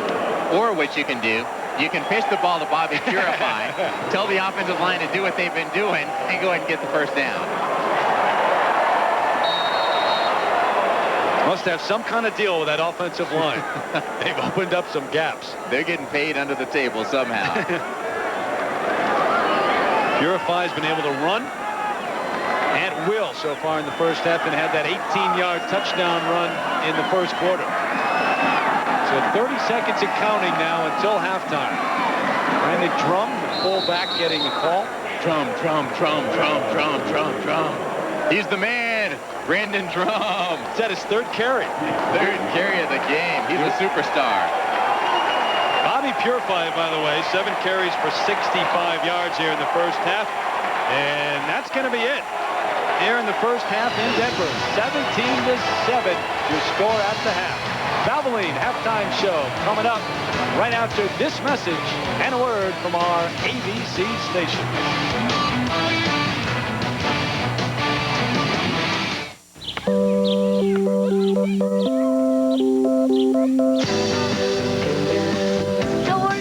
For men, every morning it's the same routine. The desperate search for a way to relieve the pain after shaving. Goodbye, babe. There's a better way to soothe your skin. New Nivea for Men Aftershave Balm is an advanced blend of moisturizers and vitamins that soothe and actually improve your skin. Nivea Aftershave Balm. More evolved skincare. Gentlemen, we can rebuild him. We have the technology. Better than he was before. Better, stronger, faster. Introducing the all-new 270-horsepower Chevy Trailblazer, the most powerful mid-size sport utility in the world. It's one strong SUV. The new 2002 Chevy Trailblazer, like a rock. Hey there, little Red Riding Hood. My, what big calories you have. My, what low-calorie taste you have. My. This one's just right. My, what big eyes you have. You have no idea. Great tasting 1-calorie Pepsi One. This one's just right. After a few painful rides, I was back on the beginner's trail. Then something dawned on me. My sore muscles were telling me where to ride. That did it. I started taking Advil, just like the other bikers. Advil is strong enough to let me control the pain, really knock it out. Now I decide if I want the beginner's trail or Suicide Hill. Take Advil and take control. And then he said, now that's scary. You're a funny guy, Sims. I'm glad I hired you. Speaking of scary, check out this freak show. Oh, no, boss, she's coming this way. Hi, Daddy.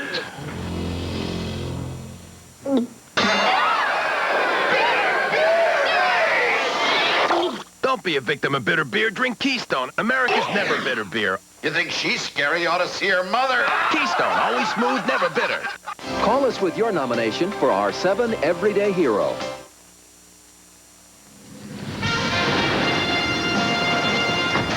Valvoline Halftime Show, brought to you by Valvoline's Max Life, the first motor oil formulated for higher mileage engines.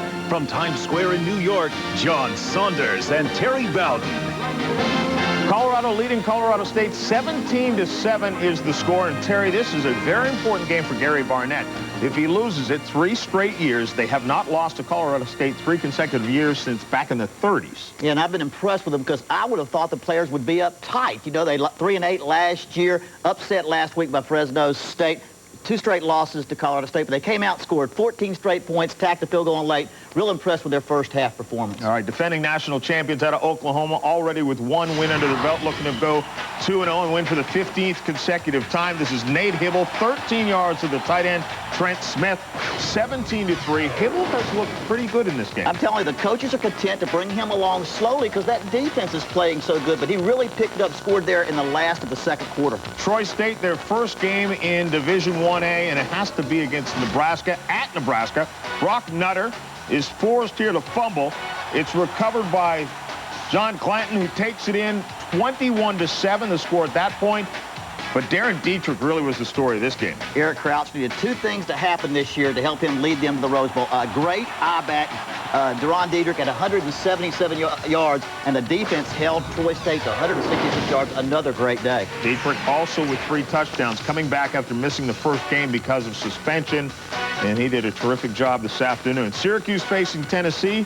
Phil Fulmer expecting a better season out of his Volunteers this year, and Casey Clausen is the quarterback who can get him there. This is their first play from scrimmage, 37 yards to Dante Stallworth for the touchdown. Tough start for Syracuse. Tennessee has won 23 straight non-conference games at home. And Syracuse looking at going 0-2. Clausen, as he has that touchdown, Tennessee rolling early, just 7-0, but they've really had the advantage offensively moving the football. Connecticut at Virginia Tech. Grant Knoll coming out of the huddle as he's ready to take over for Michael Vick, which is a hard act to follow. Michael Vick, of course, coming out after his redshirt sophomore year, now in the National Football League with the Atlanta Falcons. And it's difficult to follow an act like Vick, but Knoll is the guy who's going to have to do it. And not a bad start here. 48 yards, although Andre Davis does most of the work. Hey, Grant Knoll started out 8 for 8, but he had great help from Andre Davis, great help from Lee Suggs at tailback, over 600 yards of defense. Knoll again, this time to Jarrett Ferguson, who takes it in for the touchdown before getting the big pop. The story in this one, though, Lee Suggs, 12 carries for 99 yards and a couple of touchdowns. Before he left the game, we're told he needs an MRI on his left knee. He's had problems with this knee in the past, but Grant Knoll, not a bad debut. No, not bad at all. Again, that Lee Suggs, that's critical. He scores their touchdowns for them. He's an integral part of their offense. All right, no team out of the Mid-American Conference has gone into the Big House and beaten Michigan. Miami of Ohio trying to do that, already down 10-0. Ben Roethlisberger, 21 yards to Eddie Tillotz, and they're on the board. Miami of Ohio trailing by only 4. The point after was missed, and it's 12-0 against Mid-American Conference teams. But John Navarre has just tossed another touchdown pass from a yard out, 17-6 Michigan. Well, that's good because they lost so much of their firepower. Drew Henson, Anthony Thomas, David Terrell, all their big guns on offense gone. John Navarre has come back. He started a few games last year and won. Your brother, Tommy Bowden, pulls it out against Central Florida. We said this before. Not a game you want to start the season with. Woody Dantzler with a nice performance. It sure was. You know, UCF did this to Georgia Tech last year in the opening game the same way. Woody Dantzler, the only thing offensively that was really very good for Clemson, but their defense held Central Florida to 35 yards rushing. That's why they won the game. In the offseason, we know that the Bowden family gets together in Florida. You play some golf and such. Is there talk that this year Tommy's team, your brother, could overtake your dad's team at Florida State? Well, you know why I think he's thinking that? Because he didn't talk it at all. Deep in his mind, he loved hearing Georgia Tech talk. He didn't talk much about his team, but I look in his eyes, and I think he thinks this is the year they've got Florida State at home that they're going to be able to beat them. Got to play better than today, though. Yeah, they've gotten a little better. Remember, 2 years ago, they did almost beat your dad at home before getting crushed last year in Tallahassee. Illinois facing Cal. Antonio Harris, 3 touchdown runs, a couple from a yard and one from 7 yards out. Illinois scored the first 4 times they had the ball to get out of this one ahead right away. And Georgia, Mark Richt, your dad's former offensive coordinator, 45-17 out of the gate. I tell you, he made a great decision to start redshirt freshman David Green. His first debut there, 21-29, but next week against South Carolina, they're going to be tested for sure. And Musa Smith also with 20 carries for 158 yards and 3 touchdowns. Stick around, we'll continue continue. Bobby Purify takes this one in right now, and Colorado has a 17-7 lead.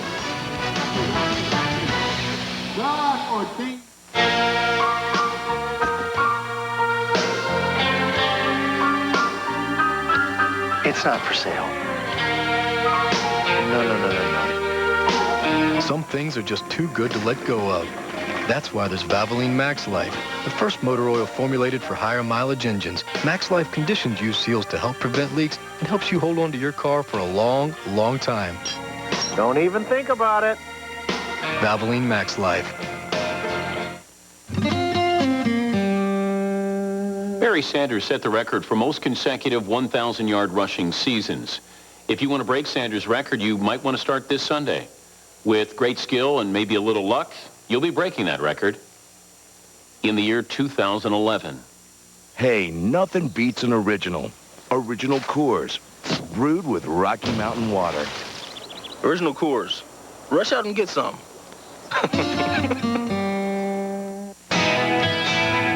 Students at Colorado State University are surrounded by natural inspiration. An intimate and supportive academic environment propels them toward fulfillment of their personal and professional goals. Technology connects them to the world, and they learn from the leading minds to generate research breakthroughs in the sciences and arts. It happens in a naturally open and genuine environment. Colorado State University. Knowledge to go places.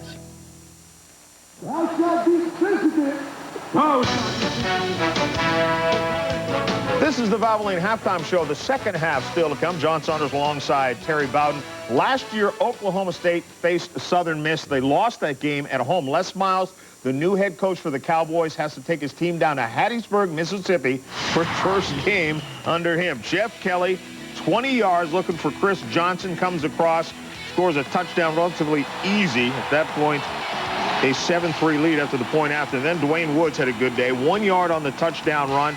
Woods 20 carries for 75 yards in the touchdown. Southern Miss gets the win. Southern Miss had a typical strong defensive performance, only gave up 45 yards rushing. But I got to tell you, the quarterback for Oklahoma State's name is Aso Telatanga Famolili. That's 20 letters. His last name has 4 letters. Pogai. You can say that again, John. I don't think I can, Terry, to tell you the truth. One time for the whole year, and that'll be it. Louisville facing Kentucky. John L. Smith looking on. Dave Ragone has a good quarterback. 82 yards to Parker.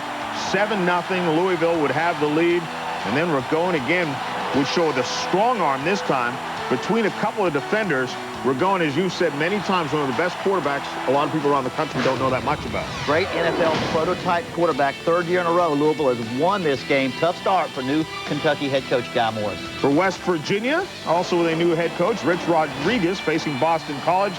Brian St. Pierre had a fumble earlier, but this time tosses the option to Willie Green. He takes it in for the touchdown, ties things up, and then Willie Green, who just had an unbelievable day with over 200 yards. Not a good day defensively for West Virginia. Offensively, of course, they turned the ball over 4 times and could move it between the 20s, but couldn't get it in the red zone. William Green wasn't done. This one from a yard out, 28 carries, 204 yards, and 3 touchdowns. Easily the best debut for this year in the Big East.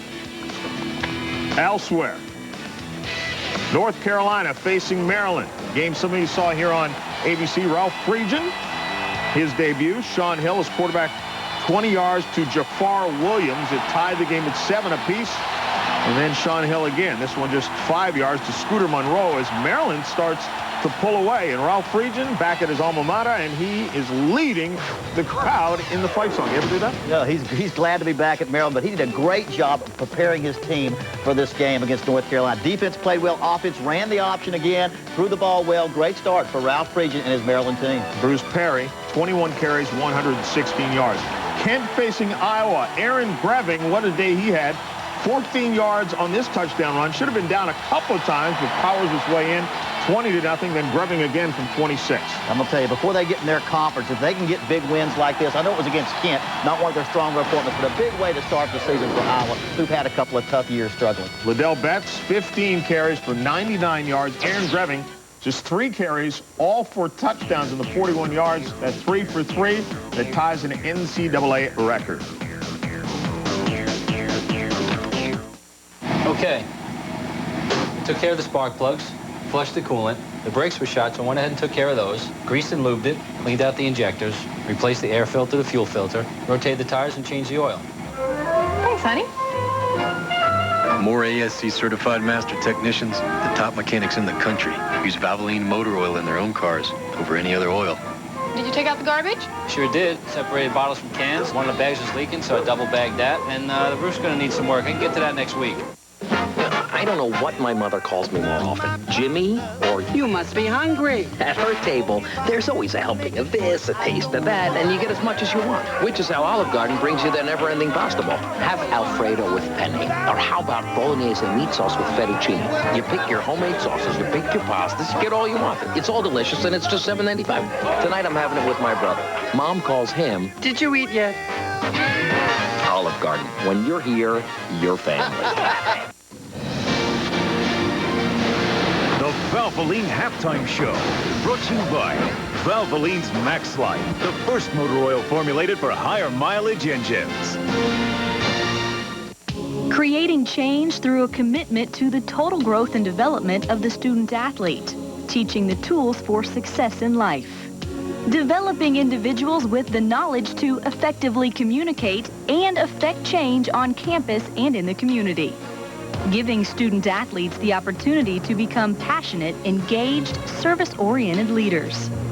The NCAA Foundation Leadership Conference, educating future leaders for a lifetime of success. Wayne Brady returns in the season premiere of Whose Line Is It Anyway on Thursday. Until then, you can lay around like, oh, I don't know, a stuffed fish on a wall. Or you can watch Wayne in the singing, dancing, comedy, and improv hit The Wayne Brady Show. Once again, this or this. The Wayne Brady Show is all new Wednesday on ABC.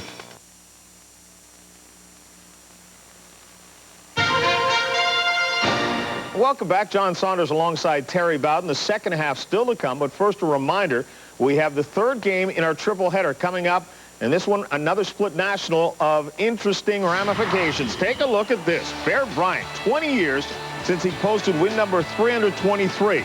With a win tonight, though, Joe Paterno joins the Bear in coaching immortality. His adversary, Miami's rookie head coach Larry Coker, who hopes to delay Joe Pa's celebration and in the process pick up his first win. I think the fact that it is Penn State, that is an irony. I just taken the job, and our athletic director said, you know, I just thought about something. You opened the season against Penn State and Joe Paterno in their stadium. And I said, wow, that's quite an honor and quite a challenge for sure to open my coaching career against a head coach like Coach Paterno. Also at 8 o'clock on ABC, some of you will see number 7 Oregon looking to avenge last season's costly loss to the Wisconsin Badgers. But the rematch is at Autzen Stadium. Despite their success, Oregon is still fighting for recognition. Well, I guess not many people have known about us. We've, over the last 7 or 8 years, have won more games in the Pac-10 than anybody. More than the SCs, more than the UCLAs. And I bet you if you asked, anybody on the East Coast, they'd have no idea about that. Two of the more intimidating programs to go to right now on the road, places to play. Who do you like in this game? John, I picked Miami and Oregon to play for the national championship. If they don't win tonight, my prediction goes down the drain the very first game of the week of the season. Yeah, right before Labor Day. Right now, let's take it back out to your game. And here in Denver, the sun is back out. The Colorado State Marching Band entertaining on the field. 17-7, Colorado up at the half. Second half straight ahead, right after this message and a word from our ABC stations. When it comes to luxury, Bonneville stands apart. When it comes to performance, it stands alone. In 4 separate tests, Bonneville outperformed Lexus, Lincoln, and 300M, proving that prestige is in the performance. You won't want to pass up this offer.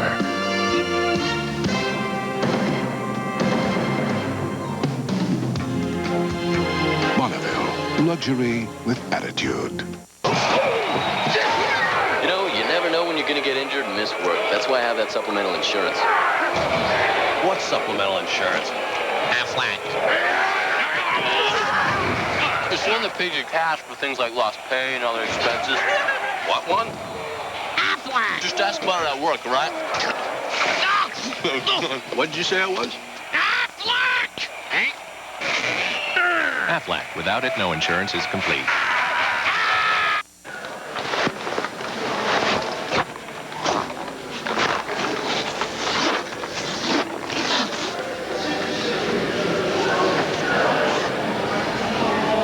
Next Saturday on ABC, it's North Carolina, Texas at noon, Michigan, Washington at 3:30, and Notre Dame, Nebraska at 8.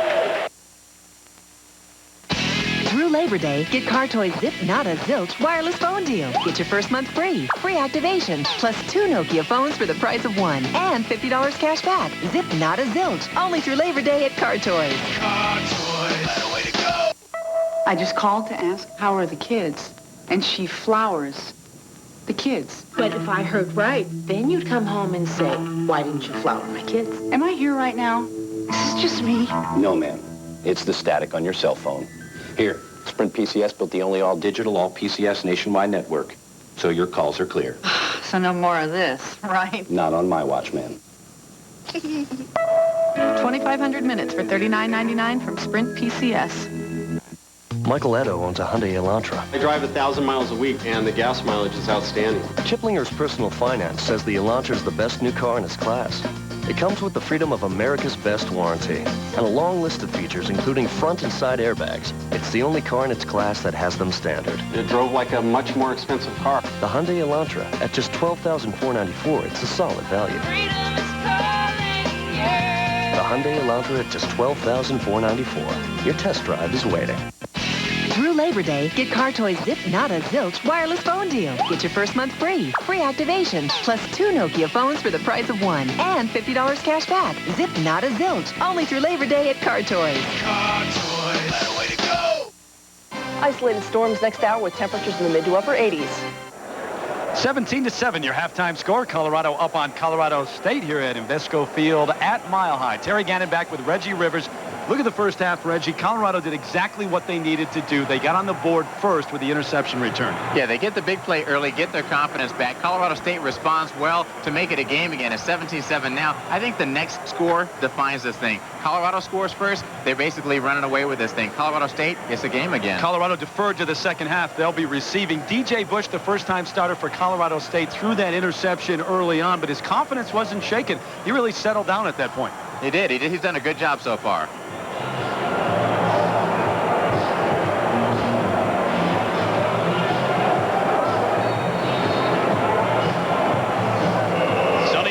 Who has won 5 conference titles in the past 7 years. We told you that. 10-2 last year. Season opener for the Rams, needing a comeback in the second half, down by 10. Colorado to receive to get the second half underway. As the cannon goes off, in and through the end zone. They'll bring it back out to the 20. Roman Hollowell hasn't had much of a chance at all to return either punts or kicks today. And Colorado State has said, though, they'll kick to him. They're not going to kick away from him. A Morgan Stanley well-connected storyline. The first half stats, the rushing yards, impressive for Colorado because that's what they wanted to establish, Reggie.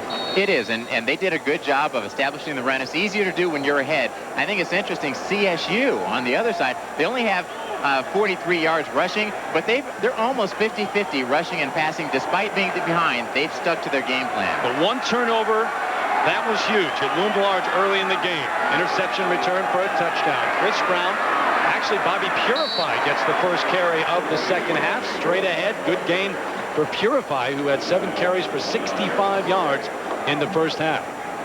Purify has been impressive all day long. You know, and Colorado has all these running backs. You hear about Marcus Houston, who's unable to play today because of injuries. Cortland Johnson they worry about. And Purify comes in, looks like he's been the starter all along. Gain of 7 on that last carry, so it brings up second and a long 3. Purify with 72 yards now and more as he gets across the 30 to the 31, should have another first down. Picked up a number of those in the first half, had the 18-yard touchdown run in the first half to Purify. He's really looked good all day. This drive could define the way the second half is going to go. If Colorado just comes out and marches it down the field nice and neat, maybe that's how they're going to dominate the game that way. Colorado State needs to stop them.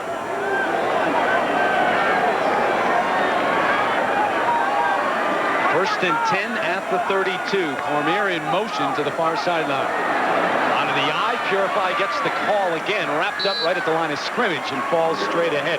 The loss last week for Colorado was certainly important. How important is this game? How much pressure is there on Gary Barnett? We asked him that. I don't know whether they understand how big a game this is. I think it's tough to make this game bigger than life as a coach, because I don't want that. I don't want to put themselves in that kind of position. Same time, we all understand that it's a huge game on our schedule, and it's a huge game in the state that we reside, and it's going to be a huge game for 12 months because everybody in the state is involved with this game on one side or the other, and we're going to hear about it if we win, and we're going to hear about it if we lose. Fine line as you see Matt Brunson come in and catch the ball coming across, and a gain of about 3, but a fine line that he had to walk all week long. Gary Barnett, he wanted to make sure his troops got back up, wanted to make sure though that they understood how critical this game was, but not put too much pressure on him. To talk to him this week, I mean, there was a lot of pressure. There's no doubt about it. There's been a lot of pressure on him, a lot of pressure on his team, and you just worry that in response to that pressure, guys will come out, try to make bigger plays than maybe they should be trying to make, press a little bit, and have mistakes, but they look like they've really been settled down and really been playing solid football today. Brandon Drum with a catch over the middle on 3rd and 7, and that's short of a first down. Adam Wade stuck him as soon as he got the ball. I'd love for Brandon Drum to keep doing well, but you know, if he was going to elicit that kind of response, I'm not sure I want it. It gets old pretty quick. Dallas Davis back deep at his own 18. Mark Malascal kind of bobbled the snap for a moment, had plenty of time. This one's a great one, too. Inside the 5. Can they down it? It goes into the end zone. They'll bring it out to the 20. 59-yard punt from Mark Mariscal, the junior from Tallahassee. Well, they had the chance to put him down backed up. While we have a moment, don't forget tonight, ABC wraps up its college football triple-header. Got number 23, Wisconsin, taking on number 7, Oregon. Autzen Stadium, one of the toughest places to play. No question about it. You think Oregon could be in the running for ugliest uniforms? You're jumping on the bandwagon now. Give them a break. Now they got a Heisman hopeful and Joey Harrington there. They're green uniforms. You know, what are you going to do? Man. Play action for Bush. Joel Dreesen, who punishes a defensive back as he crosses the 25 to the 26. 4th catch of the afternoon. Phil Jackson, the unfortunate soul who stuck his head in there. That's good play action fake. I think a good part of the defense really bought on that. And then they get the pass outside to Dreesen. Of course, Sykes is there on the tackle as well, as he is on virtually every tackle, it seems.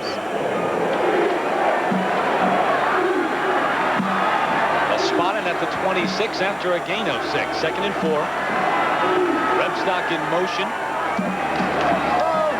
Henry Childs got to get the running game going, and Childs can't do it this time. Justin Bannon caught him from behind along with Sean Tufts, number 54.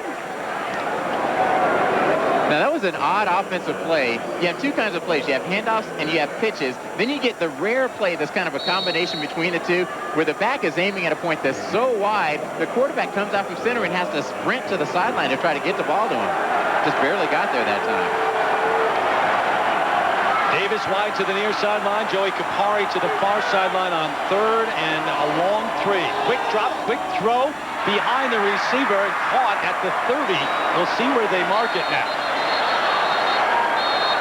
See where they mark the forward progress, as Davis did a nice job of hauling that one in and holding on. Jay-Sean Sykes was all over DJ Bush. This is a great job by Dallas Davis, but watch Sykes on this play as he comes in to try to put pressure on, not slowing down, gets blocked at last. That's actually a very good block by the running back to save the hit. Henry Childs doing more than just carrying the football this afternoon. 1st and 10. They give him the first down as Dreesen goes up to the line. Bush under center. Childs the carry, trying to get outside. Cuts back.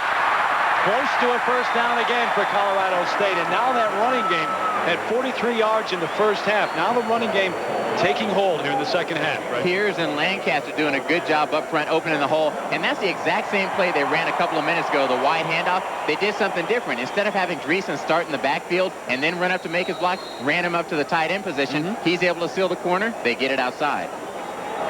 Good balance there. 17 rushes, 20 passes on the afternoon. Gain of 12 on that last play. They move the chains. First and 10 at the 44. Straight ahead goes Childs.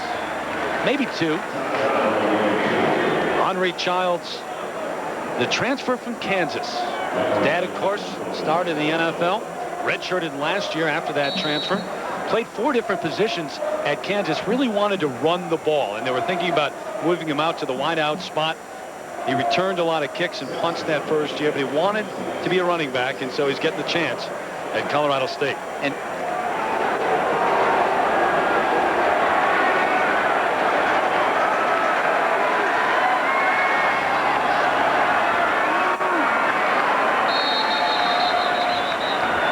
they'll blow it dead before the snap. Delay game. Offense. 5-yard penalty. First one this afternoon. Delay of game, at least. I've always thought it ironic that to call delay of game, they stop the game and delay it a little bit more. You know, it seems like there should be some different penalty.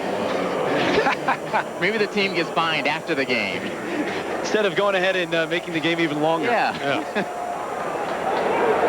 Brings up 2nd and 13 now. E.J. Bush, the sophomore from Santee, California. Play action, under pressure, throws, picked off. Lewis has got it. Coming back all the way to the end zone. Michael Lewis, the 2nd interception for a touchdown for Colorado this afternoon.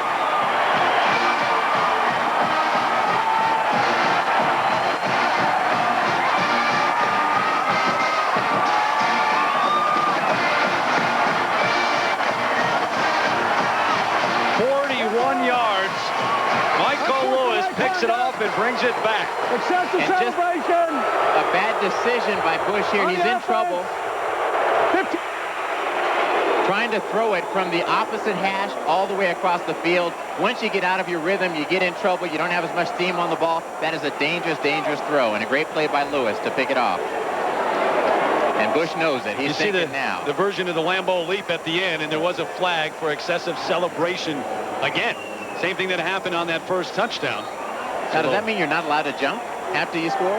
They threw, I'll tell you what, they threw the flag right away. As soon as he jumped up, this from the 25, so 35 yards on PAT. Up and good. The pick by Lewis, he read it perfectly as Bush, an ill-advised throw, and Lewis bringing it back all the way for the touchdown. 24-7, the Bucks on a roll right now. Why don't you get us something to cool this fire down? I got just the thing.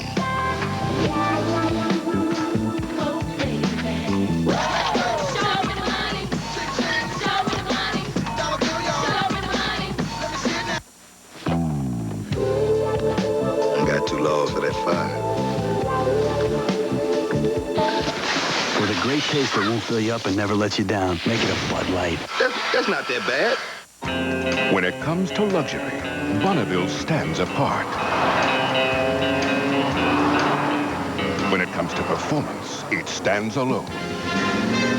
In 4 separate tests, Bonneville outperformed Lexus, Lincoln, and 300M, proving that prestige is in the performance.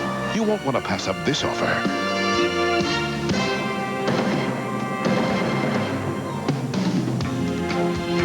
Bonneville, luxury with attitude. Let the games begin. An all-new Millionaire Sports Edition. Gordon, Elway, Bench, Young, and more. Are we to the million yet? A whole new season. Monday Night Football. Giants versus Broncos. It's coming! The toughest night on television kicks off Monday, September 10th, 8/7 Central on ABC. I'm the deputy mayor of the world!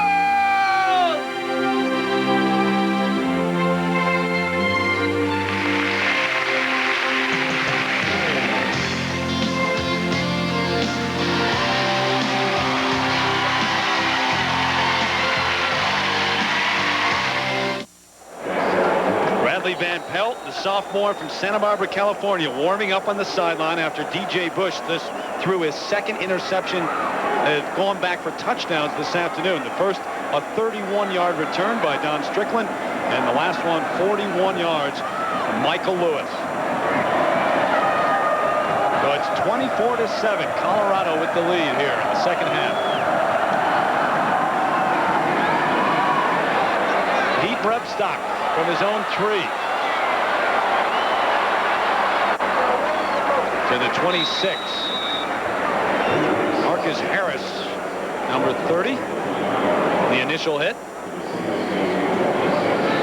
So what do you think? Sonny Lubick making the switch right now? Would you do it, Reggie? I think that at this point, yes, you do. You know, now you've had a whole half. You've stuck with Bush, and he's played a pretty good half. But this last mistake was a decision mistake. You know, he shouldn't have thrown that ball. He's in a tough position. But, of course, he's a sophomore, and this is his first game, and it's tough. I think you bring Brad Van Pelt in, hope that he makes some plays, creates some excitement, maybe get something going on offense. Van Pelt, whose dad? Brad. Of course, started at Michigan State, then in the NFL. A linebacker, was one of the greats for the Spartans. First snap for him here. He's going to throw on first down. Throws back. Joey Capari with the catch across the 30, sidestepping his way and finding his way to the 36-yard line. Good game. His 4th catch of the afternoon. He'll be about a yard shy of a first down. And they don't waste any time. Right off the bat, Van Pelt throws a pass. Admitted it's a hitch play. And a good call, too. I like that hitch because that's exactly what CU had so much trouble with Fresno State last week. Well, the two quarterbacks are very good friends. In fact, they room on the road together. And so there was no animosity whatsoever in camp, even with the spirited competition. Van Pelt gives it off to his tailback. Henry Childs ahead, should have a first down. Justin Bannon on the stop. They'll move the chains.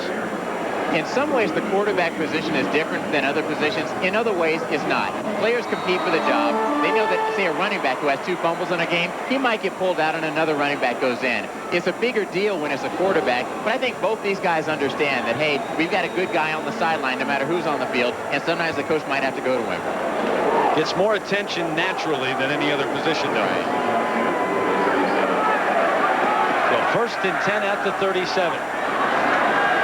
Play action, Van Pelt, he can run. Throws on the run. Incomplete, the intended receiver, Eric Hill. Corey Masoni, the outside linebacker, was chasing Van Pelt down. From the player's perspective, even having Van Pelt in there on a play like that goes incomplete is still an exciting play. I think that can get the whole CSU sideline charged up, thinking, hey, we got something going here. And it's not that Van Pelt is better than Bush. They're just different players and different styles of play. And they really did get the running game going on that last drive. Sure did. First downs, and we're moving the ball.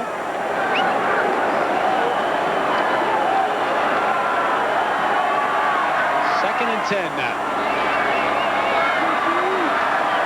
But in the option to the near sideline, and Van Pelt can certainly do that. Up to the 40-yard line. Stays in bounds, wrapped up by Michael Lewis, who a moment ago had the interception. So just under 7 minutes here in the third quarter. Invesco Field, that mile-high first regular season game ever in this brand new $400 million stadium. Terry Gannon along with Reggie Rivers. It's been all Buffs to this point, 24-7. Colorado State trying to move the chains here, move the ball, and get something going in the third quarter. Rebstock in motion. Van Pelt a straight drop. Over the middle, and that should have been picked off. Rebstock was the intended receiver. He had no chance to get to that ball. Dangerous pass right there. Rebstock goes in motion. And then he's going to run about a 10-yard crossing route, it looks like. But this ball is well in front of him and over. And again, I think with young quarterbacks, they get focused in on their receiver. They don't necessarily see the defender who's coming in the position from a different place. Is that one of the biggest adjustments when you make that switch and you make your first start, that you lock on to a receiver? Oh, sure, absolutely. Huber's punt with Hollowell back, and he's not going to have a chance to field this one either, but it is not a very good punt. 29 yards. Start just outside the 30, will the Bucks. When it comes to luxury, Bonneville stands apart. When it comes to performance, it stands alone. In 4 separate tests, Bonneville outperformed Lexus, Lincoln, and 300M, proving that prestige is in the performance. You won't want to pass up this offer.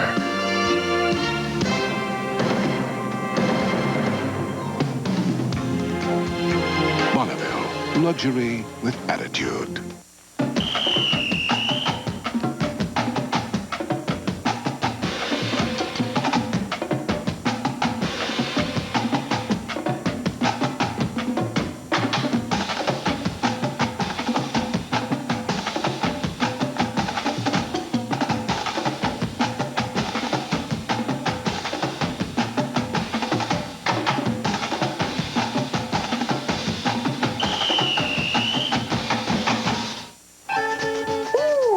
You make it fun, you make it good.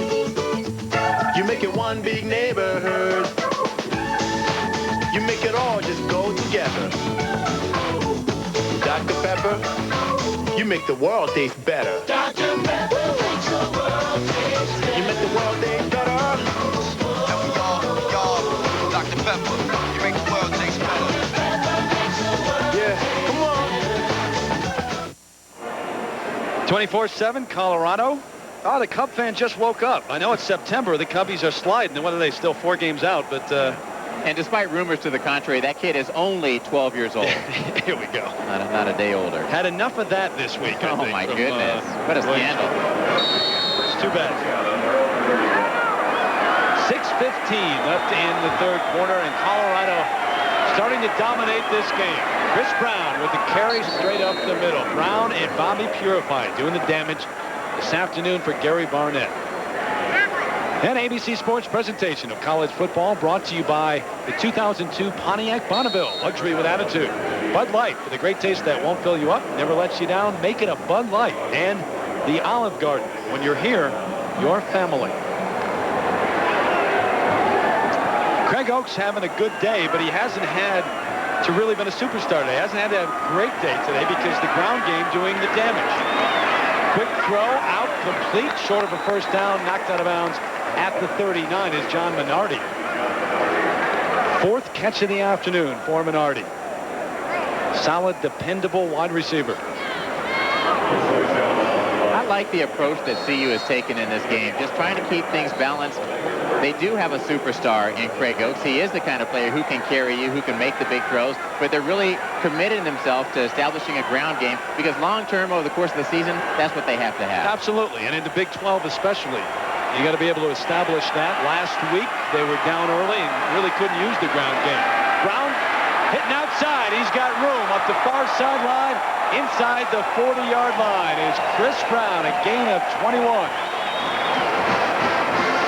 Was your man, Reggie, Brandon Drum, who cleared the way. Hey, Brandon Drum. But blocking is what he does. You know, Chris Brown, Bobby Purify, they're going to make it tough when Marcus Houston comes back from this the torn groin muscle that he has. And that was confirmed. All the controversy this week about the injury confirmed he had an MRI. It is a torn groin muscle. But what do you do if you're the coach? Do you put him back in as a starter, or do these guys have the spot?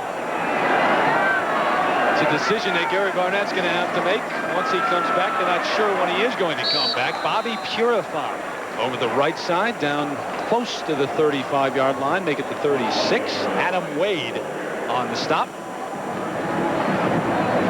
83 yards on the afternoon, and look at the average. Man, very good day. And Chris Brown's got 70 yards. Just like Gary Barnett would order it up.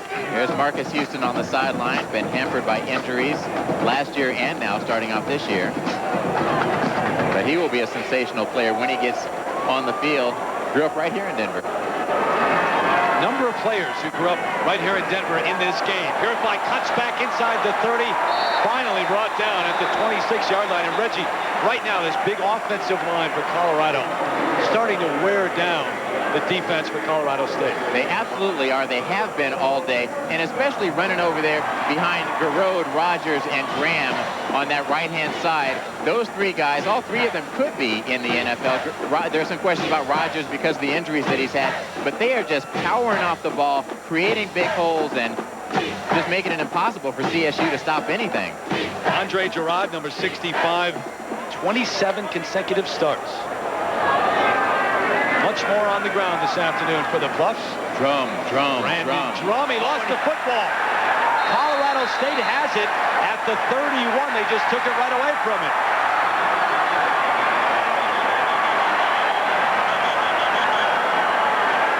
Colorado able to grind it out, and now they've turned it over. Jason Gallimore, I believe the man who came up with it.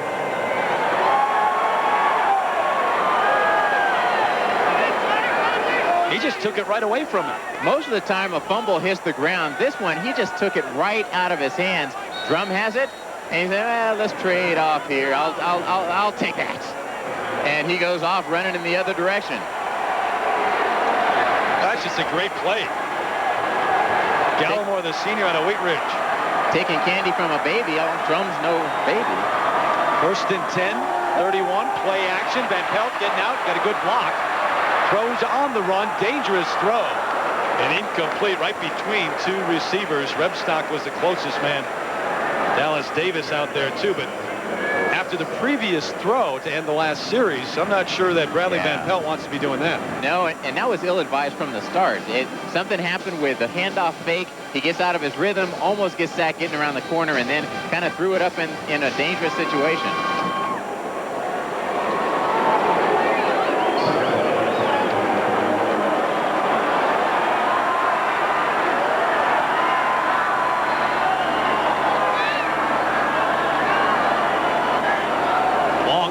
Second and 10. Give it to Childs. Tripped up right at the line of scrimmage. Joey Johnson tripped him up. Don't forget, tomorrow, ABC Sports continues to bring you the excitement of the Indy Racing Series. Points leader Sam Ornish Jr. is there. Heads the field at the Delphi Automotive Indy 300. Tomorrow live at 4 Eastern, 1 Pacific. Right here on ABC. 3rd and 10. This is a dangerous spot if you're Van Pelt. Same situation he was almost picked off in on the last series. Plenty of time right now, though, and overthrows Rebstock by about 10 yards. Stand behind him. And when we talk to the coaches about the difference between these two quarterbacks, is that really Van Pelt is not as good as a drop-back passer. Get him on the run, he can throw great on the run. He's got great athleticism, can do a lot. DJ Bush is more of the drop-back, sit-in-the-pocket type passer, and I think we're seeing a little bit of that with the accuracy of Van Pelt today.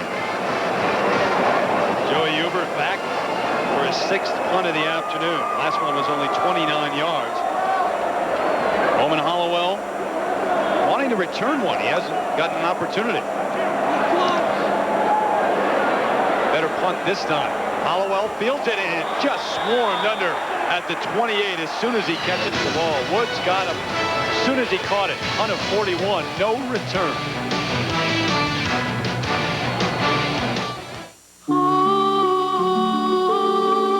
How can you provide for the future of the people who depend on you? With the power of Pacific Life. For over 130 years, Pacific Life has improved the lives of millions with investments, annuities, and insurance. Because careful planning today can help them reach their dreams tomorrow. Discover the power of Pacific Life. I don't know what my mother calls me more often, Jimmy or you must be hungry. At her table, there's always a helping of this, a taste of that, and you get as much as you want, which is how Olive Garden brings you their never-ending pasta bowl. Have Alfredo with penne, or how about bolognese meat sauce with fettuccine? You pick your homemade sauces, you pick your pastas, you get all you want. It's all delicious, and it's just $7.95. Tonight I'm having it with my brother. Mom calls him, did you eat yet? Olive Garden. When you're here, you're family. A man approached me He told me that the U.S. government might be interested in talking to me about a job. Spy for what? Against who? You worked for the very enemy you thought you were fighting.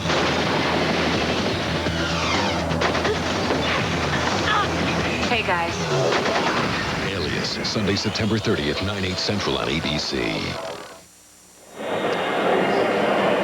High-tech gadget, the cooling system on the sideline. We saw some of the tubes on their back during the warm-ups, Reggie, and wondered exactly what that was. The players are wearing these vests, and they have little tubes that come out of them so they can sit on the bench, get plugged in. I promise you, those aren't battery packs inside of them. They're just, just a cooling system to keep them cool. The old water bottle doesn't work anymore, I guess. I guess not. Colorado 1st and 10 for their own 28. Nifty move by Bobby Purify into the open field. Flag is down as he crosses midfield to the 47. We'll check on the penalty marker. Man, Bobby Purify just gets better and better.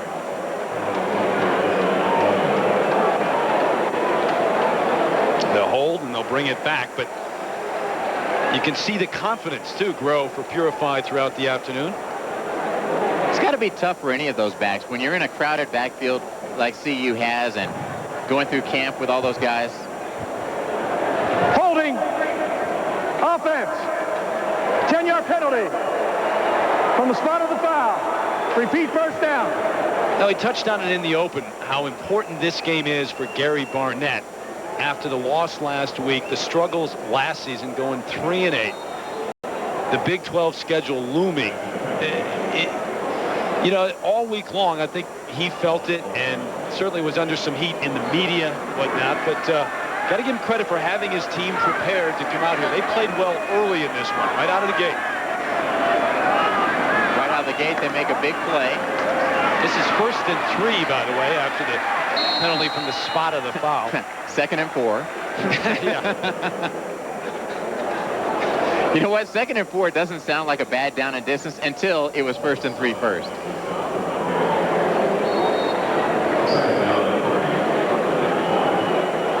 Craig Oaks, the big numbers last week, 31 of 50, 346 yards, but he had the 4 turnovers, including the critical play of the game, the interception in the end zone late, with just over 3 minutes left, where they could have thrown it out of the end zone, kicked the field goal, and take the lead.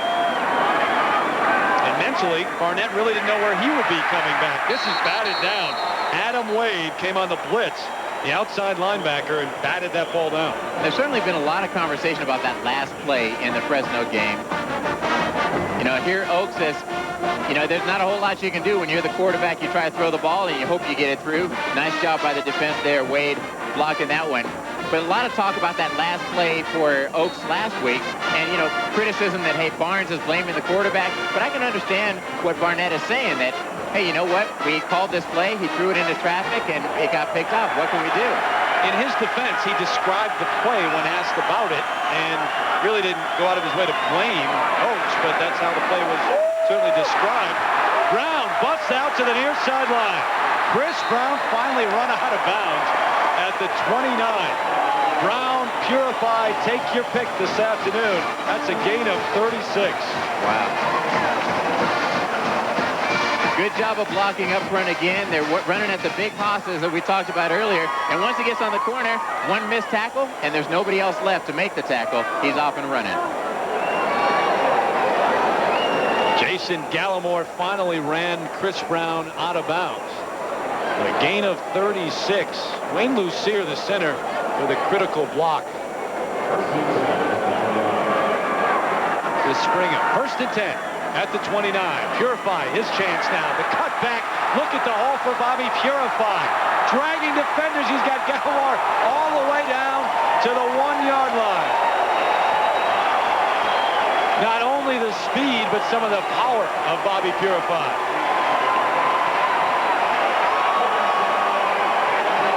Bobby Purify really making a statement here today with some of the runs that he's had. You know, we might say of some of the holes that he's had, oh, my grandmother could have run through that hole. But there have been plenty of plays that he's made today, like this one, where he is inventing, creative, powerful. and getting down the field. So Eric Bieniemy, the running backs coach here, all-time leading rusher at Colorado, NFL star. First and goal from the 1. Brown gets the call, glances into the end zone. Touchdown, Colorado. And now it's official. They're dominating this one. They are. And the CSU defense looks exhausted, worn out. You know, unfortunately, given the way this rivalry has shaped up the past few years, we're seeing in this game it's kind of returned to the way that it was. CU dominates. CSU just tries to hang on.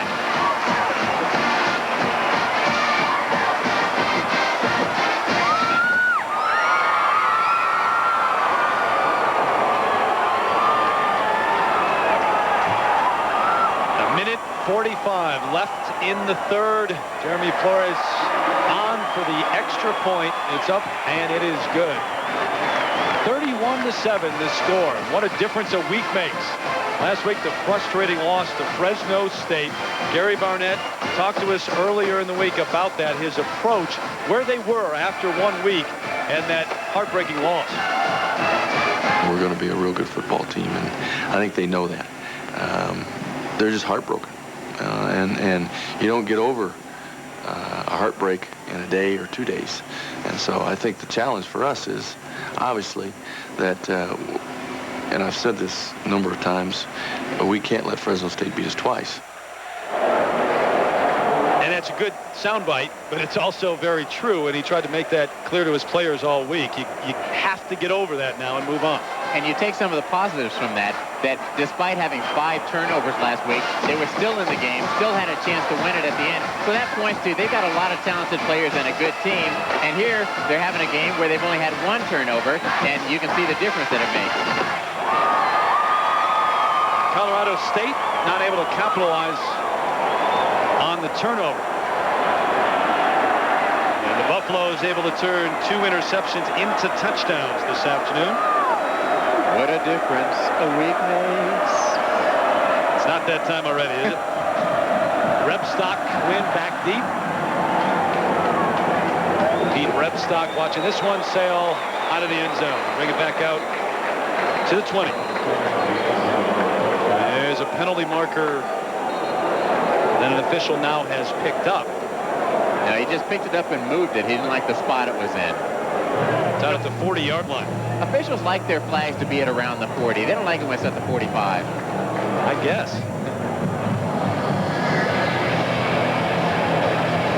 Steve Juszczyk and his crew working this afternoon here in Denver on what's been a gorgeous afternoon. Labor Day weekend, great crowd, maybe the largest ever.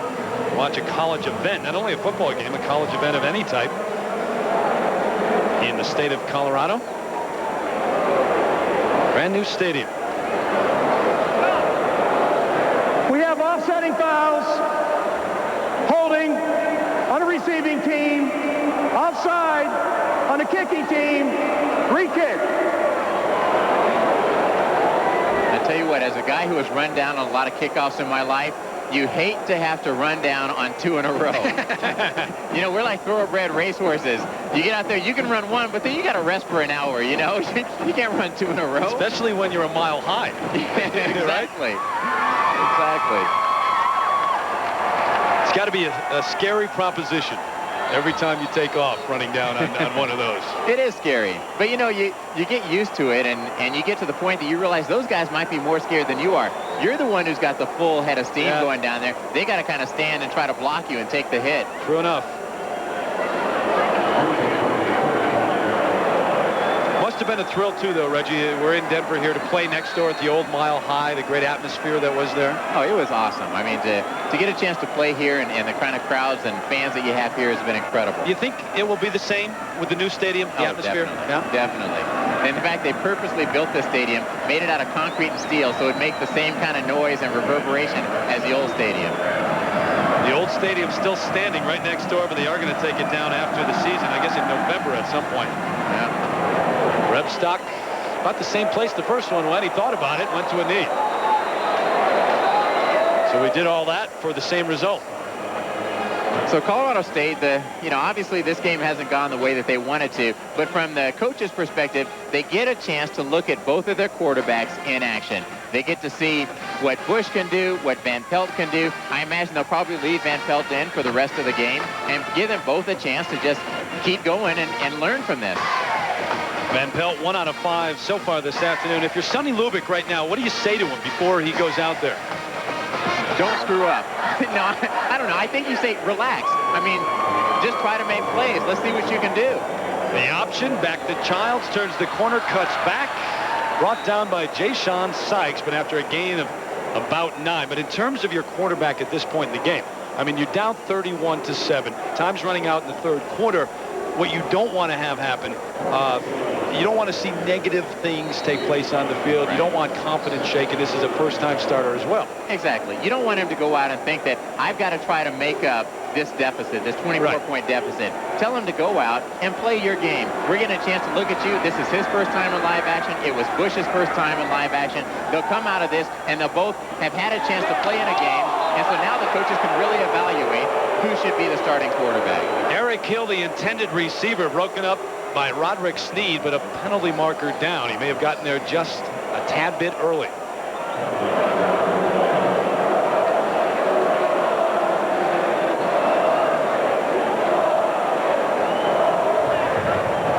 Pass interference. Defense. Spot foul. Automatic first down. So they'll move the chains. Timing a bit off for Roderick Sneed. The secondary, a much maligned secondary last year. In fact, in this game, they gave up the 4 big plays, which really cost them the ball game against Colorado State last year. So far, they have not given up that big play.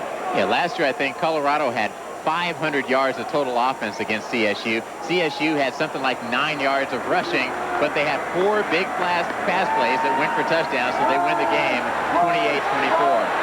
Design run, Van Pelt in the clear. Across midfield, Bradley Van Pelt to the 44-yard line. Nice call, nice run. Donald Strickland finally brought him down, but not after a gain, not before a gain of 22 yards for Van Pelt, who runs awfully well. This is what Van Pelt brings to the table. He's a great scrambler. This is a designed run. He just tucks it away and starts running, shows that athleticism. They say he could play a lot of positions on the field. He wants to be a quarterback, and he is a good quarterback, but this is the strength of what he brings to the field. It was one of the reasons he went to Colorado State. At Michigan State, they wanted to move him elsewhere, and Colorado State was willing to say, yeah, we want you as a quarterback. We're not going to move you to a linebacker spot. Someone may have jumped on the offensive line.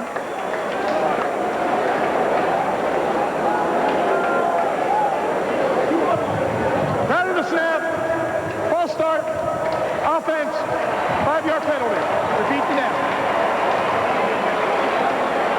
It's one thing that Sonny Lubick doesn't put up with, the penalties. I mean, most coaches don't want to see them either, but this is a coach and a team that really does a good job of keeping penalties under wraps. I think one of the things he told us was they were the least penalized team in the NCAA last year. That's all discipline. Final seconds of the third quarter ticking off. Henry Childs cuts back but tripped up. Nice tackle by Donald Strickland, who got to Childs in a hurry. 31-7, Colorado up. Back for the fourth quarter after this message and a word from our ABC station. Inspector Potsy. Is this Clarice? Well, hello, Clarice. Is he dead? Unfortunately, you've caught me at an awkward moment. See you around. Dr. Lecter. Hannibal, rent or buy it today. You ready for a cold one? Yeah. It's cold, but it's not Coors Light. Coors Light, tasty. Oh, man, my can is cold. When it comes to luxury, Bonneville stands apart. When it comes to performance, it stands alone. In 4 separate tests, Bonneville outperformed Lexus, Lincoln, and 300M, proving that prestige is in the performance. You won't want to pass up this offer.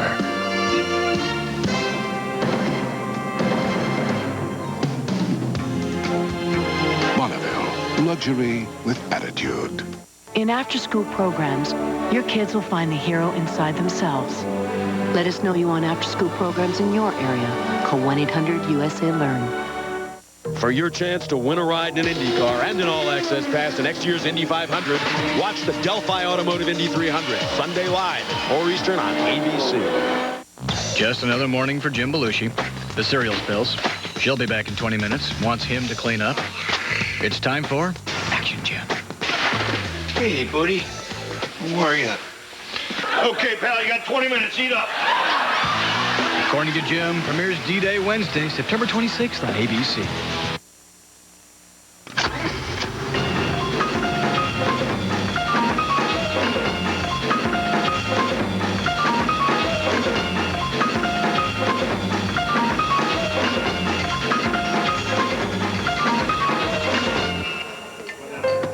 Lisa?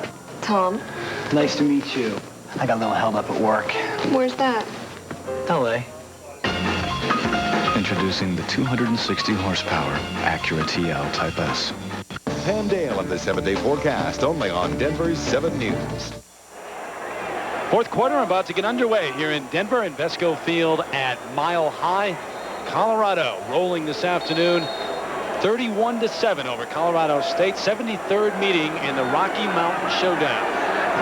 Bradley Van Pelt on a relief of DJ Bush wants to run it once again. An elusive quarterback as flags fly late. He gets down to the 37. Corey Massoni on the stop. Certainly getting an idea of how well Van Pelt runs the last two series. And it's coming back with a holding, and you, as a coach, you really can't argue with a guy who can tuck it away and run for 10 yards, but it's hard when you're setting up your offense if he's going to be too quick. Illegal block in the back on the offense. 10-yard penalty from the spot of the foul. Repeat second down. If he's too quick to give up on the pass and then run the ball, that becomes its own sort of problem as well. And so I think what they're trying to get with Van Pelt is the balance of being patient enough to sit back there and run when you have to. You don't want that to become his first option. Right. Even though he's good at it. I mean, you know, first option gets you 10 yards. That's not bad either. Second and almost 15. Play action. Plenty of time for Van Pelt. Going up top, he's got Repstock wide open. Pete Repstock inside the 20, driven out of bounds, close to the 15-yard line. There was no one within 15 yards of Repstock. I think they must have been playing some kind of cover two where he had the flat and he thought someone behind him was going to cover Repstock. Well, nobody was coming over the top, and Repstock is all alone. So it's hard to know whether the cornerback made the mistake, Porter, or whether it was a safety not coming over to be in position. 33 yards on the reception for Repstock. So it's 1st and 10 at the 15. Drayson in motion. Option to the near side. Van Pelt tucks it, turns up, and down to the 7.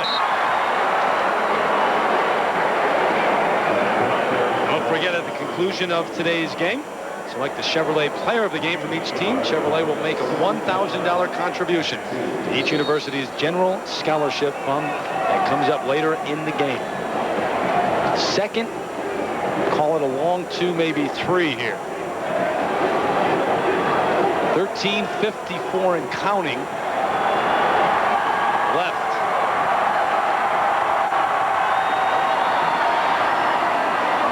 Play action.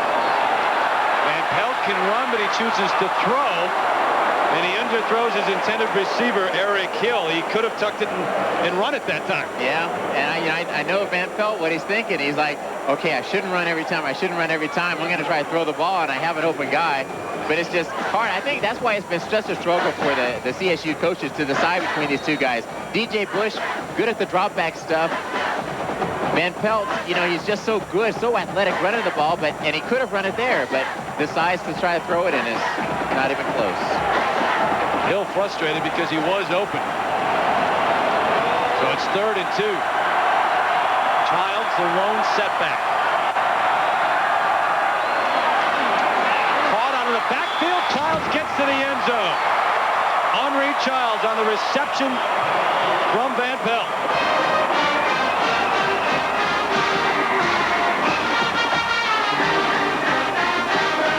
7-yard touchdown catch by Henry Childs. Van Pelt comes right back. I thought for sure he might drop back and try to run it, but he delivers this one right on target. That's kind of a nice softball. And Childs does a good job of getting it into the end zone. It's easy to see why the coaches have had a dilemma. You put Brad Van Pelt on the field, he's exciting. He's a playmaker. Even though he's not doing all exactly the way you want as a drop back, he just makes plays. And Naughton on for the extra point. It's up and it is good. So 13:34 left in this one here in Denver. Colorado State with the score.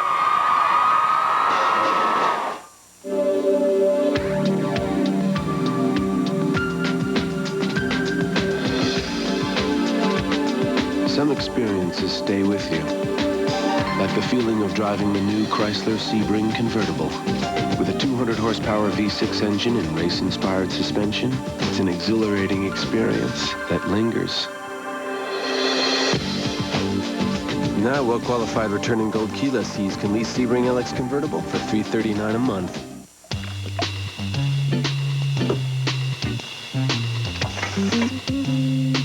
More ASC certified master technicians, the top mechanics in the country, use Valvoline more than any other oil in their own cars.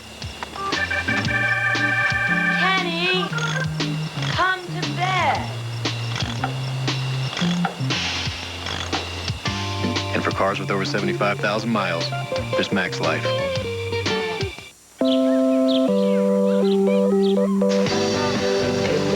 Now there's a better way to soothe your skin after shaving. New Nivea for Men Aftershave Balm has advanced moisturizers and vitamins to soothe and improve your skin. Nivea Aftershave Balm, more evolved skincare. Sometimes my sore shoulder decides where the ball goes. But my doctor tells me for pain and stiffness, just keep moving with Advil. It's strong enough to let me control the pain and the ball. Take Advil and take control. Bob Patterson. He's inspired millions. And best of all, He has many layers of fat. Bob Patterson. Tuesday, September 25th on ABC. Look at the numbers for Henry Childs, the transfer from Kansas, the touchdown catch just a moment ago. 7 yards to the end zone. And so Colorado State now trailing 31-14 with 13:34 left here in Denver. Interesting, the difference between Bush and Van Pelt is almost, their styles are so different. It's almost like Sonny Lubick has to choose between which type of offense he wants to run when they're out there. Jeff Babcock kicking it out of the end zone. Yeah, it's not just a choice between two quarterbacks, but you're right. They're so different. You've got to make a choice. And in a short period of time in camp, right before the season starts, what your whole philosophy offensively is going to be, because if you start Van Pelt, you know you're going to run the option some. You know you're going to let him drop back and run the quarterback draws, and that's going to be more of a threat than maybe your passing. And the drop back aspect of Bush, difficult camp, I'm sure, for the coaches.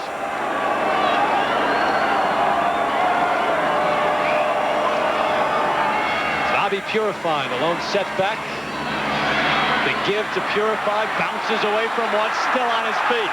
Purify out to the 48-yard line. What an afternoon he has had. Woo! Wow, Bobby Purify. And he has just gotten stronger and stronger and stronger as the game has gone on. Made more plays, more different types of plays, showed more versatility. 28 yards on the run. Got a good block from Victor Rogers, the big offensive tackle, to spring him initially, and then he did all the rest himself. So 1st and 10 at the 48. The running game, pretty impressive this afternoon for Colorado. They go to the air this time. Cormier, a nice grab to the far sideline, run out of bounds at the 46-yard line. Dexter Wynn ran him out there. 3rd catch of the afternoon for Cormier. Now look at this graphic. The guys who are on the field right now for Colorado, 99.3% of their total offensive production from last year is still on the team. The guys who produced it are still on the field. So they should be better after a year. I mean, they weren't great offensively last year, but they're showing that they're a lot better this year. More experience, no question. And now a second-year quarterback in Oaks. Brown to the 32. And they are just giving it right, giving it left, letting their tailbacks do the damage right now.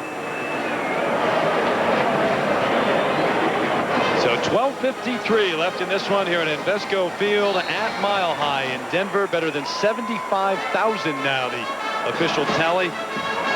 Terry Gannon along with Reggie Rivers. Been all Colorado for the most part this afternoon. Colorado State with a touchdown a moment ago.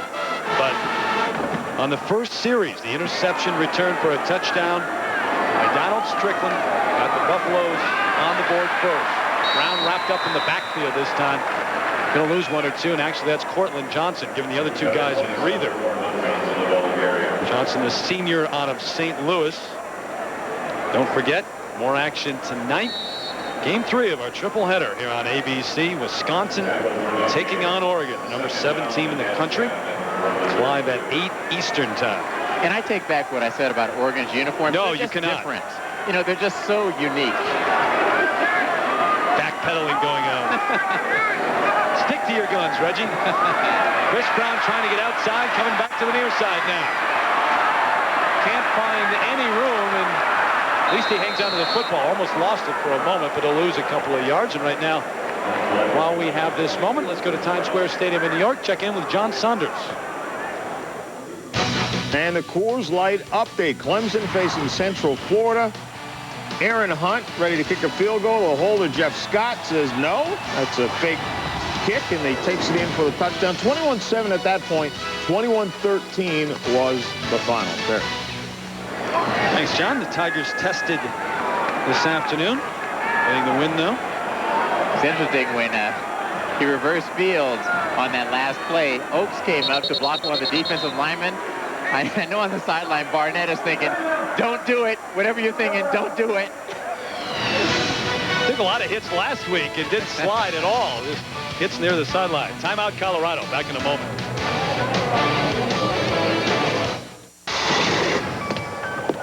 I'll get this. No, a platinum card. There's always a catch.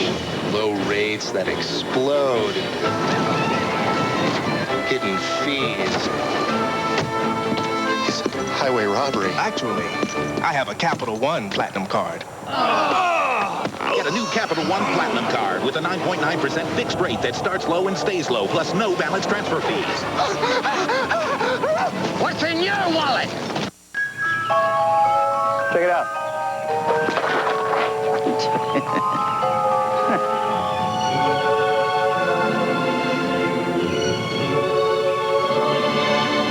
The next generation Chrysler Town and Country. You do that? I thought you did. Let's get out of here. With power sliding doors and liftgate with an obstacle detection system. Drive one and see why it's the best minivan ever. Now get a $2,000 cash allowance or 0.9% APR financing on Chrysler Town and Country.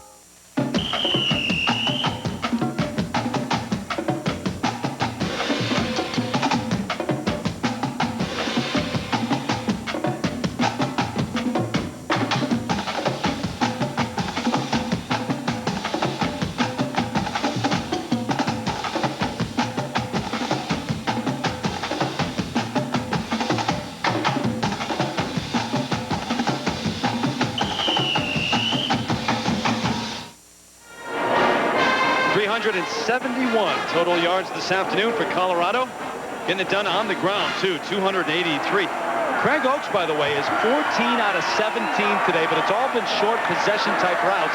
88 yards overall. His longest pass this afternoon for 11 yards. This time over the middle to Chris Brown with the catch, so he's 15 out of 18. Now, ABC Sports presentation of college football brought to you by Chrysler. We're reinventing the passion for driving. Morgan Stanley, formerly Morgan Stanley Dean Witter. Move your money. Get well connected. Original Coors. Nothing beats an original. And Capital One. What's in your wallet? Not enough. Never enough. Jeremy Flores on now for a try from 41 yards. Plenty of leg and straight through the uprights. Flores, there was an eligibility question earlier in the week. They were not sure whether or not they would get him back, but they worked that out, and he's had a good afternoon. And apparently not an eligibility problem like he's a guy barely hovering above the minimum GPA. It was an English class that he needed to take, a Shakespeare literature class, and he didn't get it all done during the summer, and so he had one paper to turn in, didn't get it turned in on time last week.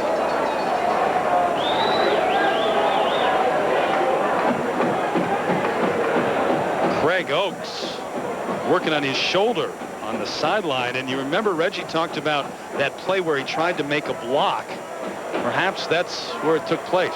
You know, early, here he is coming in. He's like, oh, I'll get in there and make this block. And he does.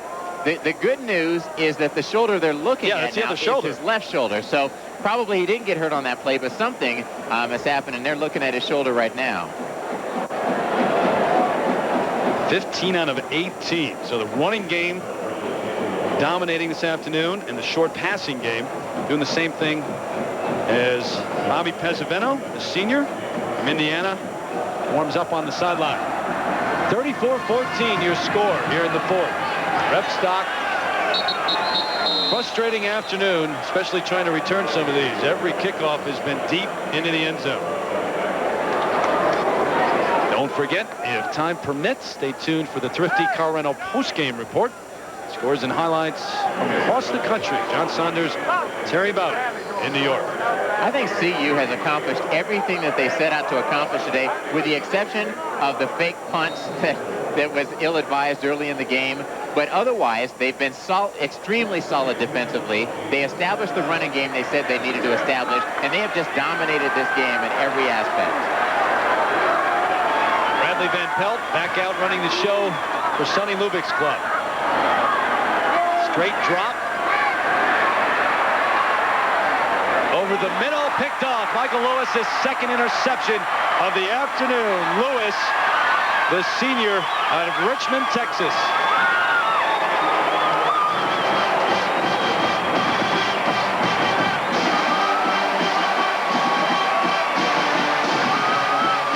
Brad Van Pelt makes a bad decision here. You can see why the coaches like him so much. The athleticism, the movement. The ball is actually on target, but it's just thrown into too much coverage. It's a mistake he probably won't make when he gets older. But right now, he's just too rough and too willing to take a chance.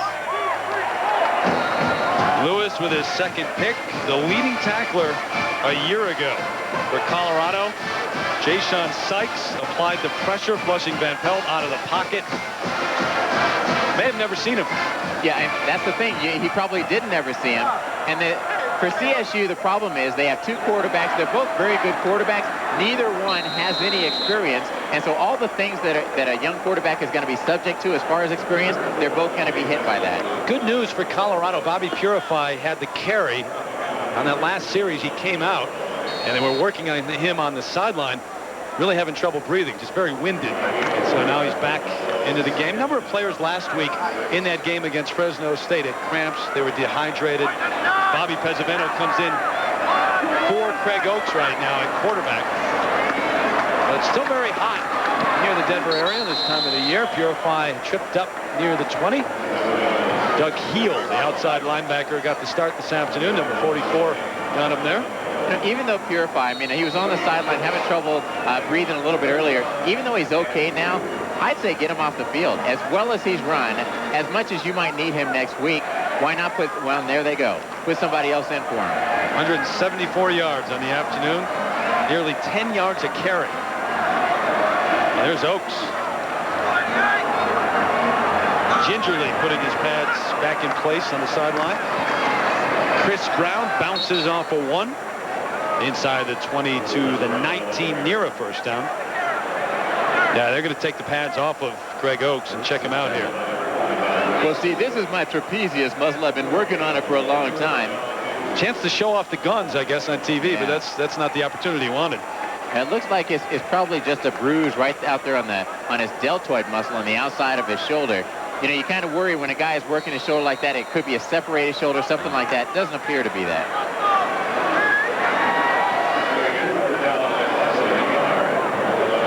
Fourth and a long one.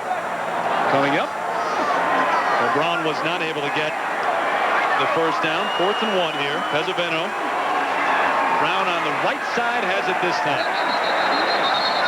And they'll move the chains. 8:29 left in the 73rd meeting between the Rams and the Buffaloes.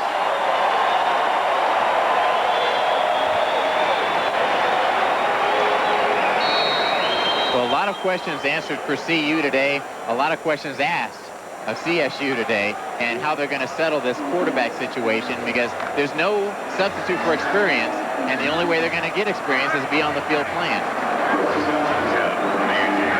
Look at the numbers on Pesavento last year. Portland Johnson bouncing outside, inside, back outside. Touchdown, Colorado. Flag is down out at the 15-yard line. And they're going to bring it back. The hold against the Buffaloes, they're bringing this one back.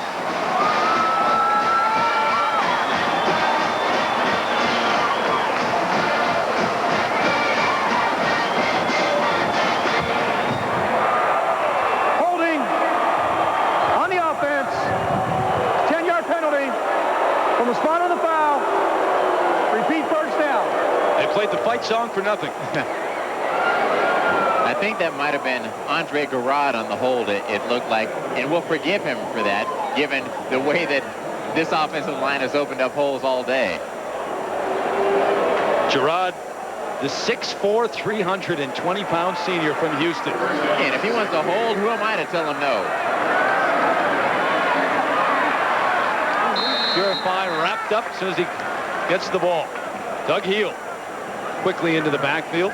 Heald and Adam Wade splitting time at that outside linebacker position, strong side linebacker, and either one really Sonny Lupick has a lot of confidence in. Wade still coming back off the injury, had the knee injury, only played 3 games last year, so he's still trying to work his way physically back into playing shape.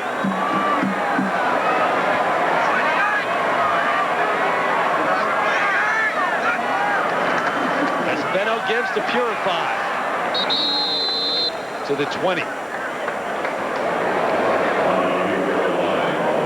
Tony Calicione, the senior out of Yorba Linda, California, on the stop. And as we talk about Sonny Lupick and the job he has done, it's one of the things that has allowed him, his success has allowed him to go outside of this area. We talk about Gary Barnett trying to concentrate on Colorado now, his strategy coming in. But Sonny Lupick is able to get the kids from California, and maybe before the last 7-8 years, they would not have been aware of Colorado State or the success. Sure, you walk into a kid's house who's living in San Diego, and you say, we want you to come to Colorado State, and they say, who? But now Colorado State, a lot of winning records. They've been in bowl games. They've got championships. It makes recruiting a lot easier. On 3rd and 11, Bobby Purify steps out of bounds at the 7-yard line and gets the first down. It'll be 1st and goal from there. Again, up front, Wayne Lucier and Andre Garrod, just powerhouse.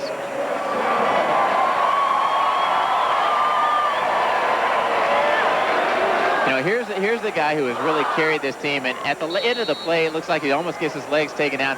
At this point, if you have anybody else to put in there, I say you take him out, because you're going to need Purify next week. But they might not have anybody else other than Chris Brown to play in there. 191 yards on 21 carries for Purify, and getting a breather now. Brown straight up the middle, loses the football, but he's already down. They whistled him down. Of course, Portland Johnson was in there just a couple of minutes ago.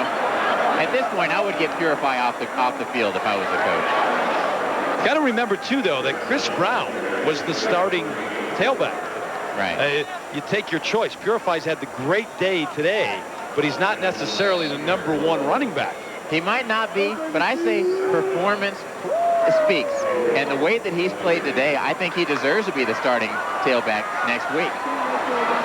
Purify, Brown, Johnson, and of course Marcus Houston coming back at some point. 2nd and goal. Brown. Not this time. Just inside the 3.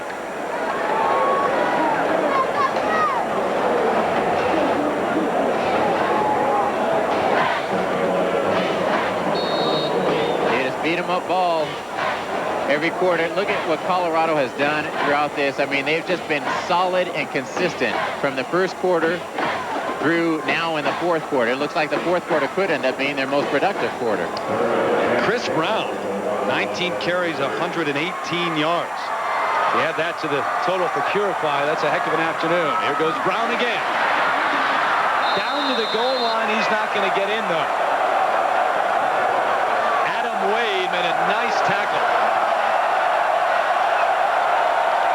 Listen to the crowd. Any question as to what they want to do on 4th and goal? I think they're saying go.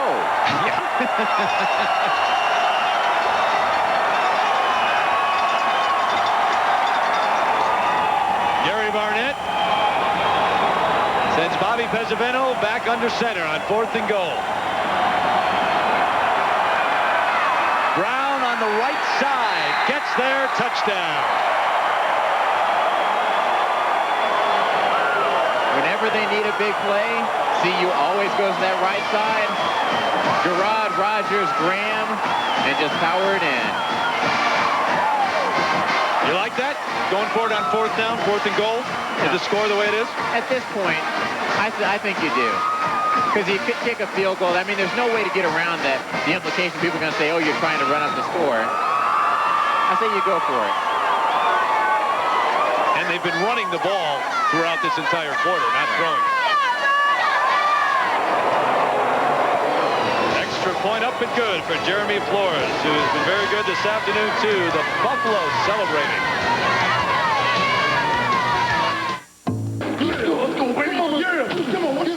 Tonight at 8 Eastern, Miami, Penn State, or Wisconsin, Oregon on ABC. 41-14 your score with 4:33 left. Colorado State, Colorado, Rocky Mountain Showdown. Dexter Wynn able to return this one. First time in a while that they have been able to return a kick. Cutting back, still on his feet, loses a few yards at the end, and all of that just to get back to the 21-yard line. Corey Alexander makes the tackle. Pacific Life game summary coming your way right now. You look at last year what Colorado did and how they ranked. I mean, the numbers, Gary Barnett doesn't want to look at this. 82nd in offense rushing, 77 scoring, 104th, 99. Not what he wanted, but today, very impressive. Over on the right side, 321 yards of rushing offense alone. 416 yards of scoring offense, 144 passing, and 257 total defense. A very, very good job for CU, and this is what they'd like to see all year long. Bush back in at quarterback and almost throws the interception. DJ Bush, it was tipped. Joey Johnson, number 43, got a hand on it. So Bradley Van Pelt was in relief of Bush, and now DJ comes back in. And I would imagine that DJ Bush is going to be the starting quarterback. It's going to be hard to keep Bradley Van Pelt off the field, though, because he is so dynamic and he can make plays. But as far as predictability, stability on the offense, I think they have to have Bush as the starter. Dwayne Ruff, senior out of Denver, Mullen High School, right here in Denver, now in at tailback. Down goes Bush, throws it away before he gets sacked, and guess who? Jayshon Sykes. Jayshon Sykes, he lined up with his hand down on the line. Guess he what? loves to do it. They throw the penalty flag because of what you just saw, the celebration by Sykes. You can't stomp your feet. Unsportsmanlike conduct, dead ball foul, unnecessary celebration, 15-yard penalty. Now, I think the NCAA has gone a little bit overboard with the celebration thing, but the reason that they do it is because when they started this 3 or 4 years ago, when they stop it, nip it in the bud, when a guy celebrates, they don't get the brawls, the bench-carrying brawls. They haven't had one in 4 or 5 years, and so they think if they keep a tight rein on the taunting, then they won't have the problem. But I think a guy's got to be able to stomp his feet every now and again if he gets a sack. Well, the key when you talk to officials is whether or not someone calls attention to himself. And Sykes, after the sack with the exaggerated foot stomp, I guess they deem that excessive. And that's the third time this afternoon, as you said. First down, Bush to throw. Time over the middle through the hands of Joel Dreesen. And what's going on with the Dukies, John Saunders?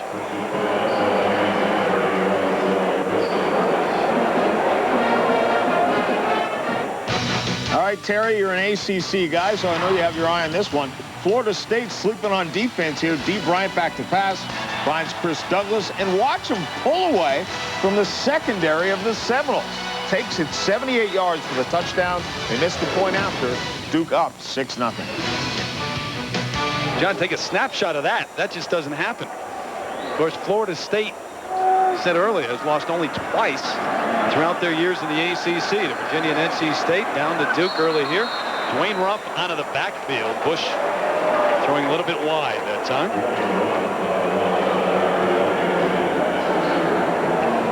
Do you think the officials might throw a flag on you for calling attention to yourself with that sequined outfit you're wearing? Well, I put the jacket on over it. I thought it was okay. It's very subdued. It is very muted, but I can still see the sparkle. Got a whole season ahead with this guy, folks. Can you believe it? None of abuse straight ahead. 3rd and 10 with just under 4 minutes left. Bush over the middle. Nice catch, Eric Hill. And sophomore out of Denver. Hard. He did. He got hit. Sykes again in the backfield. Nice Bush. He delivers this ball. Very accurate pass over the middle, man, but he gets walloped at the end of this play. Caught him right in the chin. That'll make you lay down and say, Mommy.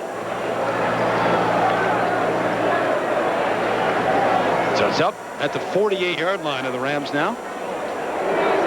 And again, 3:36 and counting. You're realistic. You're not going to come back in this one as this goes right through the hands of Chris Pittman.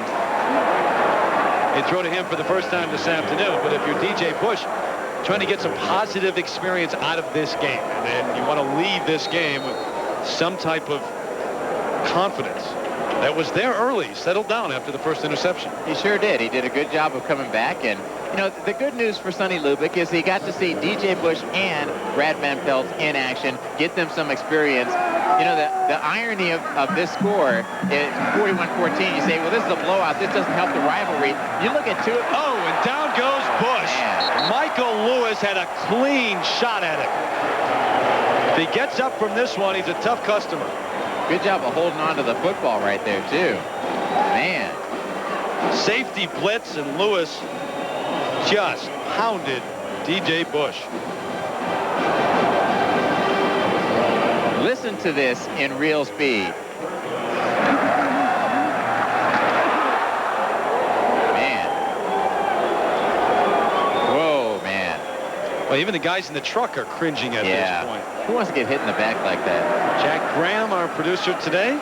Norm Samet, our director extraordinaire. Over the middle, caught at the 45 by Eric Hill. Second catch of the afternoon. Same route. He's still going to be about 3 yards shy of a first down. Medford Moore on the coverage. Well, I think at this stage in the game, you do go for it on 4th down. Yeah. What if they did bring out the punt team? 4th and a long 2, they're going to call it. Short drop. There goes Bush. He's got the first down. Design play, one that you may see Bradley Van Pelt run throughout the season, but Bush able to pick up the first down on it this time. I started to say a minute ago, the irony of this score, 41-14, you think, well, how can you have a rivalry when one team blows out the other one like that? You look at 2 out of the past 3 years, that's basically been the score. CSU beat CU 41-14. Then CU came back and beat CSU 42-14. Now it turns back around to CU. Now, last year was a 4-point game, though. Under pressure, Bush gets it out to Ruff out of the backfield. He's close to a first down, maybe just a yard short of that. heck of a game last year. It was down to the wire, and the big plays by Colorado State made the difference. 321 yards on the ground for Colorado. Man, that is gaudy. They had 66 rushing yards last week against Fresno State. Timeout. 1:29 left, and Sonny Lubick wants to talk it over with his quarterback. Back to game in a moment. Hank Aaron hit 245 home runs after the age of 35. That means even if Aaron had started playing baseball when he was 35, he'd still have more home runs than 99% of the men who ever played the game. Hey, nothing beats an original. Coors Original, brewed with Rocky Mountain water. It's never too late for an original. Question about DirecTV? Yeah, I hear this thing hits like an insane amount of sports channels. That's what I want. Sports 24/7. Hey, hon. What's up? You're absolutely right, sir. With DirecTV, you and your family can enjoy wonderful educational channels together. Here's the pitch. I'll let you guys talk. Deep into center field. It could be. We know how you feel, and that's why we're here, Circuit City. We're with you. Educational. Really? Yeah. Huh. Over 17 years ago, the Chrysler minivan was born. A vehicle so revolutionary, it quickly became part of the American landscape. Today, the re-engineered and redesigned Chrysler Voyager continues to define the shape of family travel. Even with innovations like dual sliding doors and over 45 standard safety and security features, it's still the most affordable minivan you can buy. Now get a $2,000 cash allowance or 0.9% APR financing on Chrysler Voyager. Score by quarters, the 14 first quarter points critical for Colorado this afternoon because traditionally they have started slowly, come on strong, but today they started right out of the gate. Jay-Sean Sykes, number 7, going to get there first. Not going to celebrate this time very much. No. This is a moment ago on the Colorado sideline. This got to be the worst part of being a coach. You take it well when it's a W. Got to feel awfully good after the week that Gary Barnett has had. It's one complete out to Rebstock, and that's short of a first down. I mean, it's been a tough week for you. The criticism that they lost to Fresno State. The criticism that he blamed his Oaks, the quarterback, for that last play. The criticism about Marcus Houston and his groin injury. I mean, it has been a tough, tough week for Gary Barnett, and I think he needed a win like this, a decisive win like this, to kind of clear the air. By the way, that last time out was taken by Colorado. This one taken by Colorado State.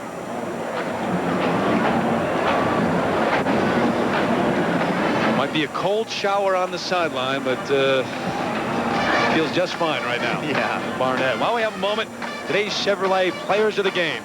Henry Childs, Colorado State. Bobby Purify of Colorado. Purify with 191 yards, including the 18-yard touchdown run early this afternoon. In recognition of their efforts, Chevrolet will make a $1,000 contribution to each school's general scholarship fund. Childs with 82 yards on the day and a touchdown catch, 7 yards earlier in this quarter. And Purify, the offensive line doing their job for Bobby Purify throughout the afternoon, but he had some terrific runs after the initial spurt. And CU discovered they have in Purify a really big-time back. The way he was running, this doesn't look like an aberration. This just looks like the kind of skills that he has, and he can do this week in and week out. And for CSU, they needed to find out if Childs could play. They didn't know he played as a freshman at Kansas State, but they haven't seen him play in 2 years, and so they got that question answered as well. Unknown quantity coming into the game. You're right, very much. 4th and 1. Bush throws up top. Rebstock down there, but it's picked off. Intercepted in the end zone. Roderick Sneed on the coverage and the pick. And that's one where Bush didn't make a good throw up there, but I think Pete Rebstock could have helped him out a little bit more. Might have had a chance to break up that pass. But it's all a moot point at this point. Sweet victory for Colorado. All the pressure that you just talked about in danger of going 0-2 for the second straight year. They hadn't done that since the late 70s, since 79. And also, they were in danger of losing to Colorado State for the third straight year. That hadn't happened since the early 30s. But the Buffaloes with an impressive win this afternoon here in Denver, 41-14. Going to be your final score. Gary Barnett in his third year quieting some of the critics. And he had a lot of them earlier this week. He sure did, and they needed a game like this to answer that criticism. Sonny Lubick will be going back up to Fort Collins and rethinking everything, evaluating his players, finding out what good things they took from this and what they need to learn from.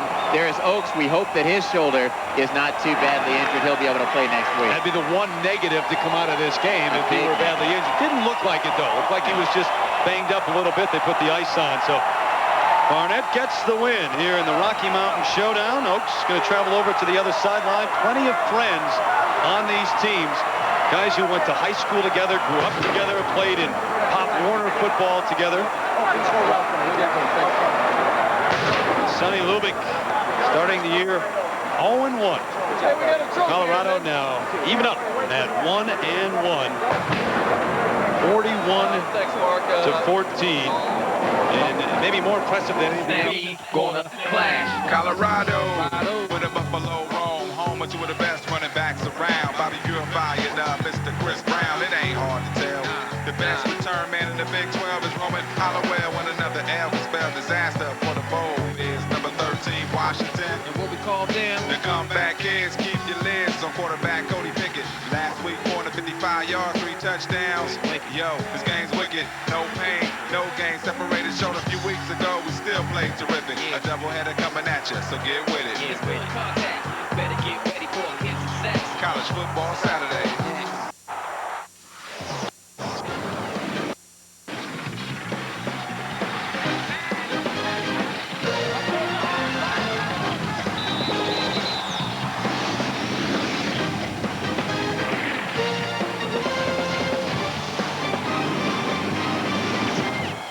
From the heart of the country, it's Big 12 football.